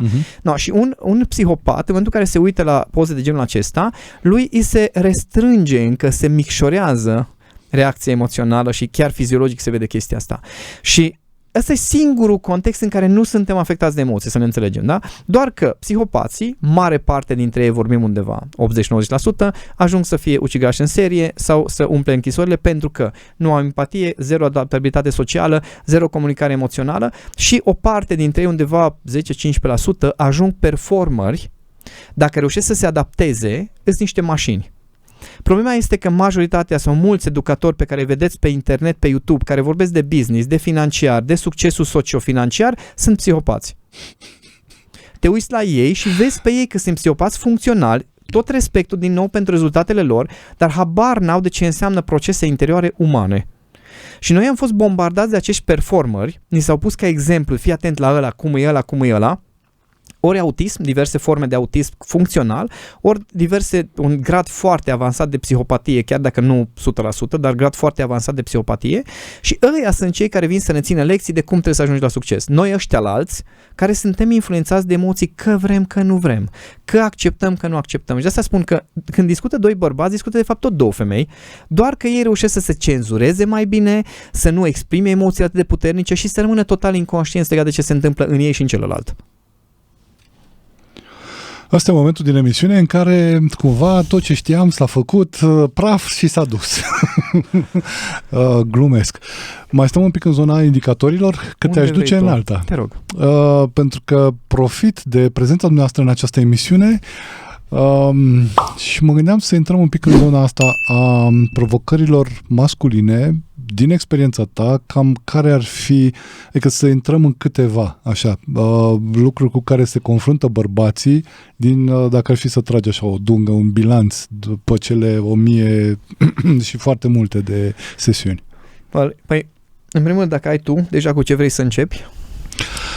Sau în ce domeniu sau în ce zonă vrei să mergem, pentru că se nuanțează, dacă vorbim de relație de cuplu, atunci se nuanțează într-un fel, dacă vorbim de zona profesională se nuanțează cu totul altfel, dacă vorbim de relație cu propria persoană se nuanțează cu totul altfel. Și de asta zic că dă-mi o direcție ca să începem Sincer, undeva. dacă ar fi, vezi, asta e partea de live, Da. dacă ar fi după mine, e pur și simplu dacă ai face așa un 360 de grade la toate experiențele pe care le-ai avut cu bărbații, uite, chiar și cu femeile, pentru că și el spun, nu o face sau nu drege, sau e uite așa, și din toate zonele chiar, și de cuplu, și profesional, și toate cele, și ți-ai dat seama, uite, pentru natura masculină se pare că lucrurile astea se repetă foarte des. Câte ore Care avem ar fi alea? astăzi? Bun, o să mă străduie să fac o variantă scurtă de Eu am scris pe curs. Facebook că eu cu tine m-aș închide în studio și nu ne mai scot de aici câțiva ani. Păi, putem să facem asta și să înregistrăm și după aceea vedem ce iese. Ideea este în felul următor. Problema fundamentală a bărbaților este că nu se înțeleg pe ei. Pentru că biologia noastră ne predispune să ne ignorăm emoțiile și când spun că ne predispune la fel cum până la urmă, funcția definește forma. Este o lege în tot universul acesta. Dar ce înseamnă asta? Funcția biologică a bărbatului înseamnă să protejeze și să procure mâncare. Da? Funcția femeii este să procreeze, să creeze viață și să hrănească acea viață. Da? Bun. Evident că rolurile pot fi schimbate, între ele mai puțin să dea viață bărbatul. Chiar las-o așa, nu vreau să intru în subiecte politically incorrect, dar rolul biologic definește forma. De asta, masa musculară la bărbați este predominant mai mare. Structura osoasă este diferită. Da? Femeile au bazinul mai lat, în general predominant, sau în momentul în care rămân însărcinate, se lățește automat bazinul, se schimbă greutatea. Structura hormonală este formată într-un fel. Articulațiile devin mai moi. Exact. Deci avem niște diferențe foarte evidente care sunt date de funcția pe care o îndeplinim. Da? Bun. Noi bărbații, ca să putem îndeplini această funcție în care noi trebuie să omorâm alte animale, da?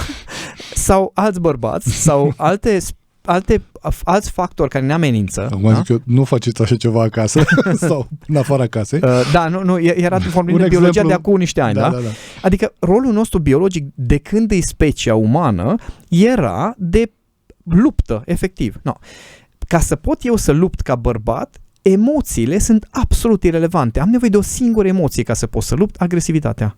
Da? Agresivitatea, care trebuie să mă afecteze, să mă pună în mișcare. În rest, ce-mi trebuie? Te încurcă. Exact. Și atunci creierul nostru este format foarte bine, astfel încât gestionăm diferit și am avut o discuție foarte exhaustivă pe subiectul ăsta cu ChatGPT, în care au încercat să mă convingă că nu, că emoțiile, astea stereotipii cu faptul că noi gestionăm emoțiile diferit bărbații și femei. Ți-ai găsit cu cine? Da, mi-a plăcut discuția, că okay. Fii atent. Eroare logică fundamentală. Zi-mi, te rog frumos, dacă avem aceeași structură endocrină. Dacă sistemul endocrin e la fel. Nu. Păi nu. Ok, dacă sistemul endocrin care generează toate reacțiile emoționale și care de fapt generează impactul lor în corp este diferit, poți să spui logic că avem același mod de a gestiona reacțiile emoționale sau și lumea emoțională și lumea în general, sau există niște predispoziții? ChatGPT există. Deci, de asta zic că e foarte important să înțelegem că funcția noastră biologică de pe vremuri n-a dispărut, că tehnologia noastră a evoluat, stilul de viață a crescut, dar biologia nu evoluează în niște 2000 de ani. Că biologia nu ține pasul. Exact. De altfel vedem și în cazul ochilor. Și în cazul social media. Nu, chiar a ochilor, că ochii nu s-au adaptat atât de repede pe cât am început noi să bombardăm cu ecrane și cu tot felul de alte lucruri. Exact, și lumina artificială și mai departe. Și atunci, noi, că vrem să acceptăm, că nu vrem să acceptăm, avem niște predispoziții. Da? Predispoziția noastră biologică este să ignorăm semnalele emoționale. Eu nu trebuie să știu de ce plânge copilul ăla. Dacă plânge, trebuie să mă uit dacă e în siguranță. Dacă e în siguranță, se ocupă măsa de el, pentru că treaba ei să înțeleagă de ce plânge și să se ocupe de chestia respectivă, biologic vorbind, strict, da? Dacă ceva îi atacă, imediat trebuie să devină agresiv, instant, pentru că rolul meu este să intru în luptă cu acei factori care îi agresează. Da, bun. Și aici începe problema. Faptul că noi nu avem această disponibilitate să ne observăm, să ne studiem, să observăm pe alții, să studiem pe alții, atenție, pe bune. Nu vorbesc de faptul că nu mergem la cursuri unde învățăm să citim limbajul corpului, dragă. Sau învățăm cum să-i manipulăm pe ceilalți spunând cuvintele în ordinea potrivită. E cu tot o altă poveste. Deci nouă literalmente nu ne pasă nici de noi, nici de alții. Adică eu trebuie să ajung până la faza în care pot să mor ca să pot să-mi protejez familia și puiul și femeia, da? Dacă vorbim de mascul. Și atunci, natura noastră de a lupta, efectiv de a intra în luptă, este acolo în fiecare secundă. Și cu cine luptăm? Cu noi sau cu alții? Și un mecanism foarte ciudat, care este despre faptul că la nivelul creierului, din nou, n-am ajuns la zi noi să interpretăm cauzele suferințelor emoționale atât de complex cum ele sunt acum. Și creierul nostru în continuare interpretează suferința emoțională ca și cum ar fi suferință fizică. De asta facem orice să ne simțim bine. Pentru că dacă ne simțim rău, creierul ce spune? Te atacă ceva, ai o rană, ai un stimul care te rănește, dacă nu scapi o să mori. Da, bun, și atunci aici încep problemele. Vine bărbatul și apare o chestie, o emoție, o ceva, mă deranjează ceva. Am avut un conflict. Nu pot să-l omor pe ăla, pentru că nu este cazul. Trăim într-o societate modernă, dar nu pot să-l omor, dar emoția care îmi vine este că ăla mă deranjează și eu trebuie să lupt. Și cumva ne formăm niște scurt-circuite de genul acesta, în care dacă mie ceva nu mi-a ieșit, da? În lumea biologică este foarte simplu. Dacă am putut să-l omor pe ăla, înseamnă că sunt în siguranță. Dacă nu, am murit. Ei, ce se întâmplă că tu ți-ai propus să ajungi cu veniturile în 3 luni, nu știu pe unde, sau să obții nu știu ce task-uri să bifezi și n-ai bifat. Știi ce înseamnă asta? Suferință egal o să mor. Și intrăm în lupte, pentru că factorul care mă încurcă sunt eu, da? Intrăm în luptă cu noi. Când mă cert cu femeia că ea suferă, că la job cineva a criticat-o și ea acum suferă, primul lucru pe care se trezește biologia aceasta protejării, eu trebuie să te protejezi de animalul care te atacă, doar că animalul ăla e în capul tău. Ce fac? Sau e reacția de genul, cine o dăm numărul de telefon să vorbesc cu el? Exact, da, trebuie să rezolv problema, da? Și atunci, aici este problema noastră fundamentală, care după aceea se manifestă nuanțat în toate relațiile noastre, că până la urmă relațiile ne fac viața, nu efectiv ce facem, da? Și modul în care facem lucrurile, faptul că nu ne înțelegem, frate, nu vrem să acceptăm că avem limite, de exemplu, pentru că vin psihopația de care vorbeam pe YouTube și vin și zic, bă, dacă ești bărbat, trebuie să, nu, dacă vrei succesul, trebuie să te trezești la 5 dimineața. Eu când am auzit prima dată chestia asta, deci știi asta n-am înghițit-o. Deci fii atent ce am zis eu.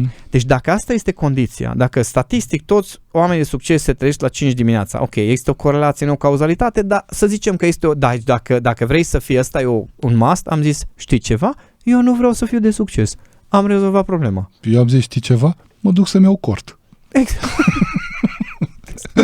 Mergem altundeva în alt loc.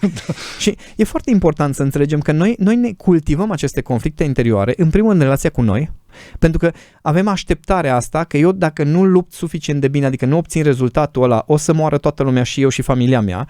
E o presiune de asta foarte ciudată pe care o avem dacă n-am bifat niște lucruri așa cum ne-am imaginat, da?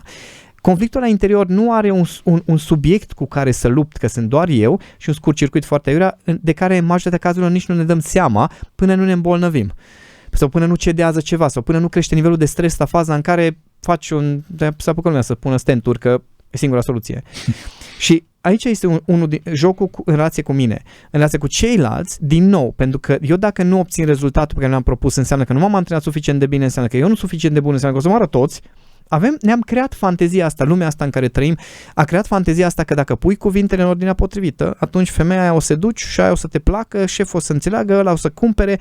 Păi ceea ce este, nu am voie să spun cuvântul ăsta, începe cu R și se continuă cu T. Așa? Nu, înțelegi ce să zic, da? Se continuă cu, nu lăsăm aici. Deci, nu, cum zic, e o abordare complet ilogică, masculină, culmea, în care tu zici, ok, deci să înțeleg, vine omul, da? Deci eu n-am fost suficient de bun în întâlnirea de vânzare, că n-am încheiat vânzarea. Și eu sunt ceva de genul, adică tu zici că dacă totul făceai cum trebuie, ăla semna, asta vrei să zici? Păi nu? Și zic, adică omul ăla n-are liber arbitru deloc. Asta zic că tu interacționezi cu un robot. Da, și exact, și, stai un pic, dacă e suficient de bun, semnează 100%, asta ar însemna. Păi nu chiar 100%, da? Și care e criteriul? Zim logica. Păi nu, că există un procent, dar un procent care n-ar semna oricum, oricât de bun aș fi. Și zic, ok, care e procentul ăla? Păi oricum mai mic decât este. Adică nu efectiv bărbații care se autobiciuiesc nu au nicio logică. Ei se consideră ființe logică pentru că încep fraza cu pentru că sau continuă cu pentru că, dar nu are nicio logică, are doar logica emoțională și ei nu sunt suficient de atenți la ei, la propriile lor procese, să-și dea seama că n-au logică. Da? Și atunci, în relație cu ceilalți, se întâmplă această interpretare și eroare fundamentală în care, deci dacă eu aș fi suficient de bună, ăla s-ar conforma. unde ți logica ție întreaba asta? Da? Și atunci, pentru că nu ne dăm seama că nu există o regulă de genul acesta, efectiv nu înțelegem de ce lumea nu este așa cum trebuie. De ce nu este așa? Adică eu fac tot ce ține. Oriceva e foarte greșit cu mine, oriceva este foarte greșit cu lumea cu care interacționez sau cu modul în care fac sau ceva de genul ăsta. Vezi, mă gândesc că cumva tiparul ăsta, dacă vrei, procedura asta interioară, o aplicăm și în relația de cuplu. Păi urmează. Femeia trebuie să fie nu e fericită? Păi stai că eu nu știu ce. Uitând că acolo nu e un robot pe care tu trebuie care răspunde doar la comenzile tale. Și mai este încă un fenomen care vine de aici și asta este un fenomen foarte sensibil. O să încerc să formulez cum trebuie ca să nu fie no radio show. Așa, să nu curgă amenziile. Dar este foarte sensibil și un fenomen pe care nu îl înțeleg nici bărbații și nici femeile. Și anume faptul că pot să folosesc cuvântul, expresia activitate sexuală la animale? Așa zi. Bun. Deci, vedem. Ideea este așa, ca la orice altă specie de mamiferi, masculii sunt activi sexual non-stop, mai puțin când îți bolnavi sau când îți epuizați, da? Asta este fenomenul la mamifere, pur și simplu, iar femelele au o perioadă de ovulație și în rest nu sunt active sexual. În rest, în momentul în care un mascul încearcă să se apropie de ele automat intră în luptă și îl mușcă efectiv, îl îndepărtează de ea, da? Bun. Noi avem senzația că funcționăm diferit. Dar nu funcționăm diferit. Unde este omul pe lanțul trofic? În top, dar nu la gândire, culmea, nu la logică, măcar biologia noastră are logică. Și nu e la mamifere, da. Exact. Și aici este problema, că nu înțeleg nici bărbații, nici femeile, că noi avem parte de respingere zilnic de mai multe ori. Zilnic. Mai ales în cuplurile unde apare copilul. Sunt studii la noi, adică noi bărbații. Okay. Da. În momentul în care apare și copilul, femeia își mută toate atenția. Sunt studii care arată că în momentul în care femeia, deja din momentul în care rămâne însărcinată, interesul ei față de bărbat scade vertiginos și undeva un an, 2 de zile nu are deloc interesul și bărbatul este mutat în loc de provider. Adică treaba ta e să aduci tot ce avem nevoie noi doi ăștia ca să creștem pe ăsta micul, ca altfel specia moară. E foarte simplu, da? Nu e de bine, nu e de rău, e mecanism biologic. Las-o așa. Nu e vorba să judecăm, eu nu judec acum pe nimeni, încerc să explic niște fenomene din cauza cărora foarte mulți bărbați ajung să se închidă și foarte mulți bărbați au sentimentul constant că nu sunt suficient de buni și găsesc mai multe căi prin care să compenseze. Una este o cale plătită de a se simți acceptat. Așa. Da? O altă cale este să se nece în carieră și să-și valideze acolo natura masculină și sunt foarte mulți care ajung acel subpapuc înseamnă când el s-a resemnat că oricum nu o să fie niciodată suficient de bun. Sau să se nece chiar în alcool. Sau alcool, droguri, adică lucruri care să îi amorțească sau să compenseze sentimentul ăsta că nu sunt suficient de buni. Și este un fenomen foarte ciudat, pentru că nimeni nu are rea intenție în treaba asta. Dar în momentul în care bărbatul, de la început de relație, adică e destul de evidentă treaba asta că orice relație de cuplu la început are o activitate sexuală mai crescută decât după. Da? Nu este de la faptul că ar fi vreo problemă după, ci este despre faptul că există niște mecanisme din care femeile se pornesc către bărbat. Așa este în regnul animal, dacă știi, când se naște un puiuț în captivitate la zoo, nu știu care, este foarte mare eveniment. Exact. Și atunci e foarte important de înțeles fenomenul acesta, că în relația de cuplu, bărbatul suferă de invalidare pe această parte amoroasă și implicit afectivă, da? Suferă, femeia se simte agresată de foarte multe ori și agasată. Acum nu intrăm în alte, o să fac o paranteză legată de asta, că e important, o să văd cum pot formula. Stai, că stau ca pantera aici. Da, o să văd că pui mut direct acolo să te mă încet. Ideea este că oamenii nu înțeleg că și asta, munca lui Cami, apropo, Cami se ocupă de dezvoltare feminității cu femeile, munca lui Cami a fost... Bara, o să fie și luna următoare. Femeile nu înțeleg că nu e vorba de obsesii în chestia asta, e vorba de natura noastră biologică care îmi zice, Și era un comedian care zice, penisul tău nu este prietenul tău, că el e foarte entuziast. Așa, da. E perfect literar ce am zis. Da, ok. Adică e din Dex, nu-i peiorativ, nu-i nimic, da? Este un organ... Bun. Mă iau de ce Zoltan, știi ce cred că e foarte important? Să ne dăm seama că există ciclurile naturii. Natura așa funcționează în ciclu, circadian, circanual, măcar ăstea. Adică nu poți să faci noapte ce faci ziua. Nu poți să faci ziua, ce faci noaptea. Poți să încerci. Poți să încerci o zi, 2-3. Poate tu. Eu sunt nocturn, să nu uităm. Și Poate tu la fel. și eu la fel. Exact. E vorba... Dar există niște predispoziții, așa este. Și nu foarte poți greu să faci pentru că nu poți să faci a la lung. Da, pentru că dacă le faci, vine cercul ăla, știi, cu consecințele dacă nu altceva din societate. Exact. Da, te încurcă. Și ar trebui măcar să înțelegem lucrul ăsta, că există ciclul ăsta al naturii, care așa este ea făcută. Putem noi să stăm în cap și în palme și în ce-om sta. Ea așa funcționează. Da. Putem să le înțelegem și atunci să fim în armonie cu așa ceva sau putem să o ștergem haihuii și să ne umplem de tot felul de frustrări. Și că am avut o discuție cu Cami după o experiență foarte frumoasă, amoroasă, că cuvântul ăsta merge, da? Da, bun. Bun. Te rog, taie dacă nu, taie-mă dacă nu. Așa. Și m-am dus la ea așa în glumă și m-am pus jos și zic, tu fetițe, vreau să lămuresc o chestie așa interesantă. Pun cuvintele finuțe. Și zic, fii atentă, în mod normal când mă apropii de tine, așa, în general, există o listă întreagă pe care trebuie să o bifezi. Adică, dacă ne e foame, dacă ești obosită, dacă n-am mâncat, dacă nu știu ce, dacă e foarte cald, dacă suntem transpirați, dacă eu nu sunt odihnit și n-am energia, nu știu. Adică există o listă întreagă pe care dacă o bifezi, mamă, deci acolo iese totul perfect. Dar în perioada aceea, câtorva zile de la nici ovulației, zici că pot să fiu și olog. Și e totul foarte bine. Și a râs cu poftă și a zis, nu vă e ușor cu noi, așa e? Și zis, tot ce-mi doresc, dacă putem împărți cumva, să egalizăm puțin chestia, adică să mai apropiem media majorității timpului de vârf, să dăm mai... Exact, cumva ceva, știi?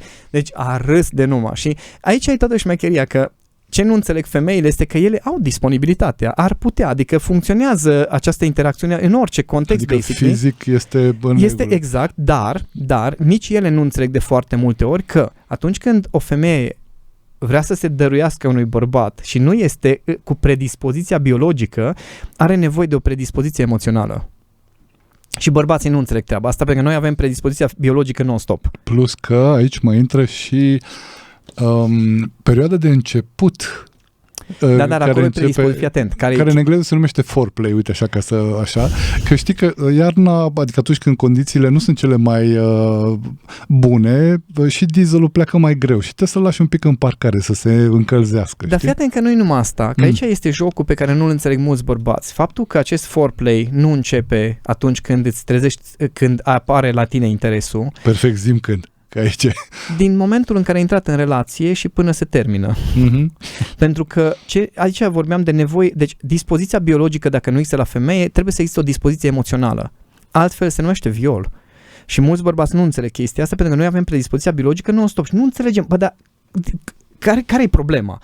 Adică de ce nu mă vrei? Păi e foarte simplu. Te vreau, dar dacă am predispoziție emoțională, ce înseamnă asta? Conexiune afectivă. Siguranța emoțională, sentimentul de a fi apreciată, de a fi iubită, de a fi respectată, asta generează predispoziția afectiv-emoțională. Acum ne aud bărbații și zic, ce să alea? Da, exact. Și aici este problema, că bărbații nu-și înțeleg interesul. Faptul că o femeie împlinită nu ajunge doar împlinirea, și dacă ești bun la pat, nu ajunge chestia aia, că mai devreme sau mai târziu se rup niște lucruri acolo. Și ok, când există predispoziția biologică, mulți bărbați sunt confuzi și am o discuție cu foarte mulți în care zic, bă, da, nu înțeleg, bă, da, sunt câteva, deci se întâmplă o dată, de două ori, băi, deci o experiență de mățim, bă, cine e femeia asta, frate, așa, propria mea soție pe care o cunosc de nu știu câți ani, sau iubită, și după aia, brusc dintr-o dată, următoarea dată mă duc eu, că următoarea zi mă duc eu și zic, uite ce fain a fost ieri, și brusc, bă, lasă-mă în pana, ce vrei de la mine, știi?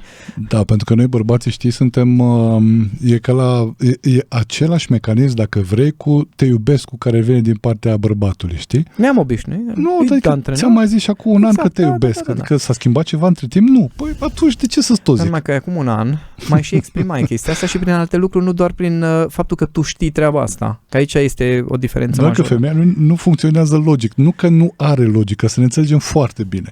Cât ea nu merge pe logica asta, stai că mi-a zis acum un an de Valentine's Day pe nu știu unde că mă iubește, nu s-a schimbat nimic și ecuația. Egal mă iubește în continuare. Hai să zic care este problema cu bărbații și legat de propriocepție și conștientizare. Faptul că bărbații nu-și dau seama că își schimbă comportamentele. nu realizează că și-au schimbat comportamentele. Și în momentul în care femeia spune, păi da, dar la început a fost într-un fel și el zice, păi nu, a fost la început, dar el nici măcar nu-și dă seama ce s-a schimbat. Adică faptul că tu ca bărbat pompezi pentru că mergi la vânat și ești păun și te înfoi și mamă ce șmecher ești, vinzi o imagine pe care nu o poți susține. Asta e în ceea ce numesc perioada demo. Exact, Adică atunci când ești... Bun, dar tu ar trebui să vii cu feature-uri în plus când ai fost cumpărat. Că dacă vii cu mai puțin decât la demo, o să ai rata de abandon foarte mare. Exact, și de frustrare foarte mare. Și de reclamații. Stai un pic, că eu l-am cumpărat pe domnul cutare. Și de reclamații. În același timp, ca să mergem un pic și în apărarea bărbaților, ce nu înțeleg iarăși bărbații, că femeia are rolul de antrenor. Ce înseamnă treaba asta? Înseamnă să deruleze toată emisiunea de la început și să vadă de câte ori a zis Zoltan în emisiune Cami. Exact. Eu tot ce predau, de fapt am învățat de acolo, de asta trebuie să pun și copyright-ul. Da. Știi că suntem la radio și dacă mă aude... După emisiunea asta va trebui să scoți pe Camila o croazieră lungă. Întotdeauna e pe loc de cinste și am grijă de ea. Dar știi de ce? Că ți-a oferit un training gratuit. De 18 ani. Da, vezi, femeia din viața noastră, fiecăruia dintre noi bărbații, ne oferă cel mai valoros training pe 0 lei. Și hai să-ți explic ce înseamnă biologia din spate. Gândește-te așa, dacă tu ca bărbat ai vulnerabilități, ce înseamnă asta pentru tine când ieși în lume? You're dead, biologic vorbind, da? Ei, femeia acasă îți testează toate vulnerabilitățile. Exact, vine, simte acolo, up. Exact. Ei, dacă vorbim de valori superioare, atunci vorbim de întotdeauna de valorile tale superioare. Ce mi-am dat eu seama, și aici este specificul lui Cami, adică eu am o relație cu o femeie care la 7 ani a simțit cum apare ego-ul și s-a rugat la Dumnezeu ca să o ferească de orgoliu. Ego-ul ea. Da. A devenit conștientă că a apărut o structură, ceva care o face să fie diferită. Ceva și care a devenit majoritar. Și ea, deci pentru mine mi-a câștigat respectul pe vieți în momentul în care am avut revelația că ea când mă critică sau se ia de mine, niciodată nu este în interesul ei, ci întotdeauna este o slăbiciune la mine, atenție, cu care nici eu nu sunt de acord. Dar pe care nu vrei să o afișezi. Nu sunt de acord în sensul că și eu îmi critic acea slăbiciune. Da, și eu vreau dar nu vrei să o afișezi. Da, sau nu sunt conștient de foarte multe ori, nu realizez cum se manifestă, cum am spus povestea de la început, cu manipularea, cu dominarea. Nu realizez cum se manifestă, iar tot mă sâcăie, de exemplu, bărbatul se numește, iară ne-a dus pâine, iară ne-ai dus gunoiul, și bărbatul nu se sizează că în contextul respectiv el a spus de fiecare dată, bine duc eu gunoiul, bine iau eu pâine, bine iau eu. Și de fapt femeia ce punctează este așa, eu pot să am încredere în ce spui? Pentru că dacă tu îmi spui mie că mă iubești... Adică ceea ce spui tu este că femeia a spus duc gunoiul, tu spui bine îl duc eu exact. Și nu l-ai dus. Exact. Și pe vine și spune n-ai dus gunoiul. Exact. Și ce spune de fapt biologia noastră? Dacă tu de 3 ori ai spus că faci ceva și n-ai făcut, când îmi spui că mă iubești, mai poți să am încredere în tine? Practice what you preach, baby. Da. Și e foarte periculoasă treaba asta. Vezi de ce e cu omul după fapte și pe omul după roade. Dar nu suntem conștienți noi bărbații, uităm că am spus, pentru că nu suntem conectați cu lumea emoțională. Memoria noastră, a oamenilor mă refer, memoria umană este bazată pe emoție, așa accesează informațiile, nu pe bază de fraze, pe bază de emoție. Noi bărbații ne mutăm într-o altă stare și zic, eu n-am zis. Efectiv ne contrazicem cu o făptură care știe ce ai făcut acum câțiva ani în 7 mai unde erai și cu ce erai îmbrăcat. Și tu te zici că te contrazici cu ea în condiție că habar n-ai, nu-ți amintești nimic. Memoria noastră biografică e varză pentru că nu avem acces la emoții, ne amintim numai ce pe baza acelei stări, da? Dar te contrazici cu ea care poate să te citeze în orice context. Știi? Și totuși avem această hotărâre în care zici, băi, eu n-am zis, de ce zici că știi cum mă simt? Că știe. Că există studii care arată că dacă ai o stare de empatie suficient de avansată, creierul tău se aliniază, undele cerebrale se aliniază cu cele ale celui care ascultă. Deci tu în timp ce mă asculți pe mine, pentru că ești foarte atent, undele tale cerebrale se aliniază și fii atent ce se întâmplă. După o vreme încep să precede undele cerebrale celui pe care îl asculți, adică creierul tău știe să prezică ce se va petrece în tine. Și femeile, da, ele sunt conectate cu aceste procese. Noi nu suntem. Și când zice femeia, tu nu ești ok. Da, nu sunt ok. Iar ai ceva cu mine. Da, pentru că chiar nu ești bine. Știi? Și atunci aici e un joc foarte interesant, că noi bărbații, dacă am accepta că ne lipsesc niște informații, atenție, nu înseamnă că trebuie să crezi tot ce spune femeia. Nu asta este ideea. Adică nu asta e takeaway, dar nici faptul că nu trebuie să asculti ce zice femeia. Nu, adică trebuie să fii undeva la mijloc. Cauți. Nici să respingi, nici să absorbi. Exact. Uite ce spun și e o chestie super tehnică pe care le spun liderilor care mă întreabă, și cum să dai feedback sau cum să culegi feedback ca să fie constructiv. Și le zic așa, e un principiu care spune feedback-ul nu se dă, se cere. Și eu am zis așa, feedback-ul nu se dă, nu se cere, se ia. Dacă nu și să culegi feedback-ul, înseamnă că e degeaba. Că ai cerut, oricum o să filtrezi informația, că tu nu ți-ai dat seama singur.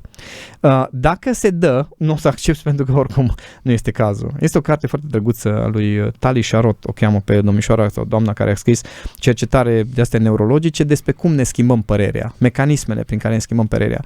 Și mecanismele noastre de bază, atenție, biologice, nu vorbim de dacă tu vrei sau nu vrei, că mulți, dar eu nu așa fac, dude. Lasă așa. Mecanismul biologic de filtrare a realității este așa. Asta o știu? Da, înseamnă că e adevărat. Asta o știu? Nu, numai puțin. Dă-o mai departe, dă-o la o parte. Mecanism biologic, da? Și atunci, noi în momentul în care ne dăm seama sau măcar ne punem, poate femeia nu degeaba îmi zice de 5 ani că am o problemă. Poate, nu mă zic. Asta zicea Cami de bunul simț, apropo de cât o citesc, da? Ea spunea de bunul simț, zice, în momentul în care o ființă umană lângă tine îți spune de 2-3 ani că ceva o deranjează și tu zici, da, te deranjează. Ce om ești tu, mă? Ce om, nu ce bărbat, ce om ești tu și tu zici că e persoana pentru care că faci tu totul și familia ta pentru care faci totul și tu de aia ai devenit nu știu ce bărbat și milionar și cu bani și cu mașini și cu toate alea, că ți-e pasă de familie, dar tu când vine femeia și ce tu, ne deranjezi când închizi ușa și tu zici, da, vă deranjează că sunteți prea sensibili. Adică ce om ești tu? În momentul în care ție nu-ți pasă de o persoană, atenție, o persoană, nu dușmanul tău, o persoană din viața ta care vine și spune în mod repetat că ceva e deranjant. Dar tu iar ai o problemă, tu iar mă critici, tu iar ai... Păi da, dacă nu asculți niciodată, dar tot timpul eu am ascultat și am și încercat să fac. De câte ori? Ai fost atent la numitorul comun de care vorbeam, nu duci gunoiul. Păi am început să duc gunoiul și acum mă critică că nu sunt atent la pat. Acum mă critică după aia că nu sunt atent la știu ce. Așa este, pentru că se pare că nivelul tău de atenție la nevoile ei și ce-ți spune, încă n-a ajuns la nivelul care pentru că ea de fapt îți obiectivează puncte slabe sau, locuri în care tu nu ești prezent. Și dacă ești atât de bărbat, da, că am auzit chestia asta de, păi da, eu sunt ok și ajung acasă și îmi strică starea în câteva secunde. Și eu ceva de genul, really, ea are ca scuză ciclul menstrual, tu ce scuză ai? Tu ai scuză starea ei? De știi cum, la poveștile de genul ăsta, mie tot timpul îmi vine povestea aia cu împăratul și cu cocoșul. Da, pentru că dacă intră cocoșul ăla în casă, imediat se simte. Nu trebuie să facă nimic. E vorba de starea pe care o are. Da, și care se transmite, eu explicam treaba asta în unor cupluri, că e ca și cum, imaginează-ți că este apă, da? Este apă și fiecare dintre voi stați acolo în apa respectivă, da? Și hai să zicem că există un cerc care este relația voastră, da? Contextul în care vă desfășurați activitatea. Bun. Orice mișcare faci, nu există nicio mișcare emoțional, mental, fizic, acțiuni, decizii care să nu creeze un val care mai devreme sau mai târziu, într-o formă sau alta, ajunge la celălalt și interferează cu cercurile lui. Da? Mai mult de atât, se lovesc toate cercurile de margine și creează chestii mult mai complexe. Adică, eu numai atât am făcut și ce e așa mare scandal? Bă, stai un pic. Că tu spui, că i-am explicam unei femei, zic, uite, mă deranjează că bărbatul meu bea și deja am traumă de la tata și când el bea un pahar de vin, deja simt și încep să mă iau de el. Și am zis, bă, fii atentă care e treaba. Faptul că el bea un pahar de vin odată la ceva vreme nu e o problemă. Corect ce zic? Corect. Bun. Treaba ta, dacă ție ți se pare că este un punct slab al lui sau că poate să devină, da, prin ecourile care se tot petrec în relația voastră, poate să devină, treaba ta este să monitorizezi două lucruri. 1. Dacă modul în care te afectează are o logică, prin faptul că, 2. Acest lucru se înrăutățește. Adică nu te apuci să monitorizezi un obicei doar prin faptul că tu ai o anumită sensibilitate, ci te apuci să monitorizezi în timp. Și dacă bărbatul ăla zice, da, care e problema ta că bea un pahar de vin? În momentul în care poți să-i spui, fii atent, ultima dată te-ai îmbătat acum 2 luni. Așa este. Nu a trecut mult 2 luni. Dar înainte de aia, între 2 beții erau 3 luni. Înainte de aia erau 6. Înainte de aia nu era deloc. când te-am cunoscut. Și între timp a crescut frecvența. Fă ce vrei, dar îți zic că în momentul ăsta, când a scăzut frecvența sub 2 luni, tu și copiii. Știi? Adică e foarte important să înțelegem că noi avem senzația că suntem raționali, dar niciodată nu evaluăm de fapt rațional, doar reacționăm la valurile pe care le creează celălalt și noi facem valurile noastre și după ne mirăm că e o furtună, frate, în cercul respectiv, de nu înțelegem nimic. Dar dacă ești atent la tine și tu singur ai grijă de valorile tale, asculți un pic de feedback, vezi valurile pe care le faci, te pune pe gânduri, dacă îmi zice persoana aia că niște lucruri sunt deranjante, ok, dacă consider că e dusă, și ok, hai să spunem, da, sunt femei care într-adevăr au o nemulțumire cronică, dacă vrei. Adică orice faci nu-i bine. N-am o problemă să pot pune un diagnostic de genul acesta, dar unul la mână, cum a ajuns așa dacă n-a fost așa de la început? Foarte important că s-ar putea să fi fost în relație cu cineva. Nu mă zic. Unul la mână. 2 la mână. Dacă a fost așa de la început, ai o problemă serioasă că tu ai ales-o. Da? Înseamnă că ori ești masochist, ori ești inconștient și te-ai trezit după, 5-10 ani că ea este critică, dar nu era așa. Ok, sigur nu era așa sau era așa? Și atunci dacă ai ales-o greșit, taci și rabdă. Sau, dacă a devenit așa, mi-aș pune niște întrebări foarte serioase. Asta mă face să mă duc cu gândul, să știi că suntem pe final. Am văzut. La un dicton, dacă vrei, care mie mi-este enorm de drag și este valabil doar pentru bărbați. El e formulat chiar pentru bărbați, care spune că pentru un bărbat adevărat nu contează niciodată ce are în față, ci doar ceea ce lasă în urmă. Foarte drăguț. Foarte drăguț. Și să știi că întotdeauna când mă izbesc și eu de... Și, problemele ale prietenilor, nu ale mele, niciun caz. Nu, că am cunoscut multă lume, da, așa. Îmi aduc aminte de asta, știi? Și că întotdeauna pentru tot felul de lucruri, mai ales când e vorba de relație de cuplu, e nevoie de 2. Dar acum relansăm ce este interesant este că, și asta am demonstrat statistic, am făcut pariuri cu bărbați, cu femei, că dacă unul dintre ei se trezește și începe să facă eforturi, ecosistemul se modifică. Nu există varianta în care tu schimbi valurile și schimbi direcția lor și intensitatea lor, nu există varianta în care să vă afecteze la fel în continuare. Ceva nu e ok. Nu există varianta în care să-l afecteze pe celălalt la fel. Sau cel puțin, dacă nu altceva, eu am avut o învățătură foarte drăguță de la taică meu. Maica mea este ipohondră și anxioasă, groaznic, și în acest moment când mă sună, și acum am sunat-o de pe drum, pentru ceva, că mă duc la Brașov. Când mergi? Instant se stresează că eu o să mor pe drum. Deci e statistic demonstrat că eu mor pe drum din 2000 încoace, nu am niciun accident, dar ea de fiecare dată reacționează la fel. Și la un moment dat l-am sunat pe taică meu și ei la 73 de ani încă se țin de mână și se pupă când se întâlnesc. Și am avut un exemplu foarte fain în privința asta, chiar dacă au fost alcoolici o perioadă lungă de timp. Și l-am întrebat pe taică meu, zic, tu, cum ai rezistat 40 de ani? Cum? Pentru că mie mi-apasă butonașele instant, numai din tonul vocii. Și taică mi-a dat o lecție de viață pe care nu o să o uit niciodată și o recomand tuturor. A sunat așa. Zoltan, ce să faci? Atunci când iubești pe cineva, îl iubești așa cum este. Zoltan, îți mulțumesc mult de tot pentru prezența ta de la Vitamina C, scurtă ca de obicei.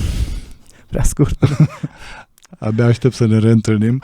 Vreau să facem mai multe subiecte în emisiunea asta. Până la urmă am vorbit despre bărbați pentru că e o zonă pe care rar am întâlnit-o acroșată, să zic așa, măcar, într-un mod autentic. Așa să dăm cu părerea despre lumea bărbaților, e ok, e plin internetul, dar să găsești ceva autentic, un filon, cineva care vine cu experiență chiar. Nu e momentul în care să fac așa în emisiune. Nu, dar îmi place, ok, continuă. Cum se zice, decât zic. Da. Cu ghilimele că nu s-a văzut la radio. E foarte important și întotdeauna urmăresc în fiecare ediție să aduc practicieni. Oameni care au trecut prin filtrul experienței lor și care vin și spun din coatele pe tarabă. Păi dacă pui cotul și tot fresh, te julești la un moment dat. Etc. Lucruri de genul ăsta. Și eu mulțumesc pentru invitație, că as always o plăcere să discut cu tine. Ne reîntâlnim la Vitamina C, Zoltan, sper că mai des decât așa. De tine depinde. Da, nu o să vezi, fii atent, mi-am suflecat de pe acum. Excelent că am înțeles cât de bine depinde. Mulțumesc mult! Asta n-am mai făcut-o până acum, în prima ediție, după 3 ani că îmi strâng mâna cu invitatul. Sunt Ionuț Costin, asta a fost cu Vitamina C pentru astăzi. Iubiți! Fii bărbat! Până deveniți iubire! Lucrurile bune nu se încheie aici. Le găsești și la restaurantul vegan Vegasmo Brașov și pe holistica.ro.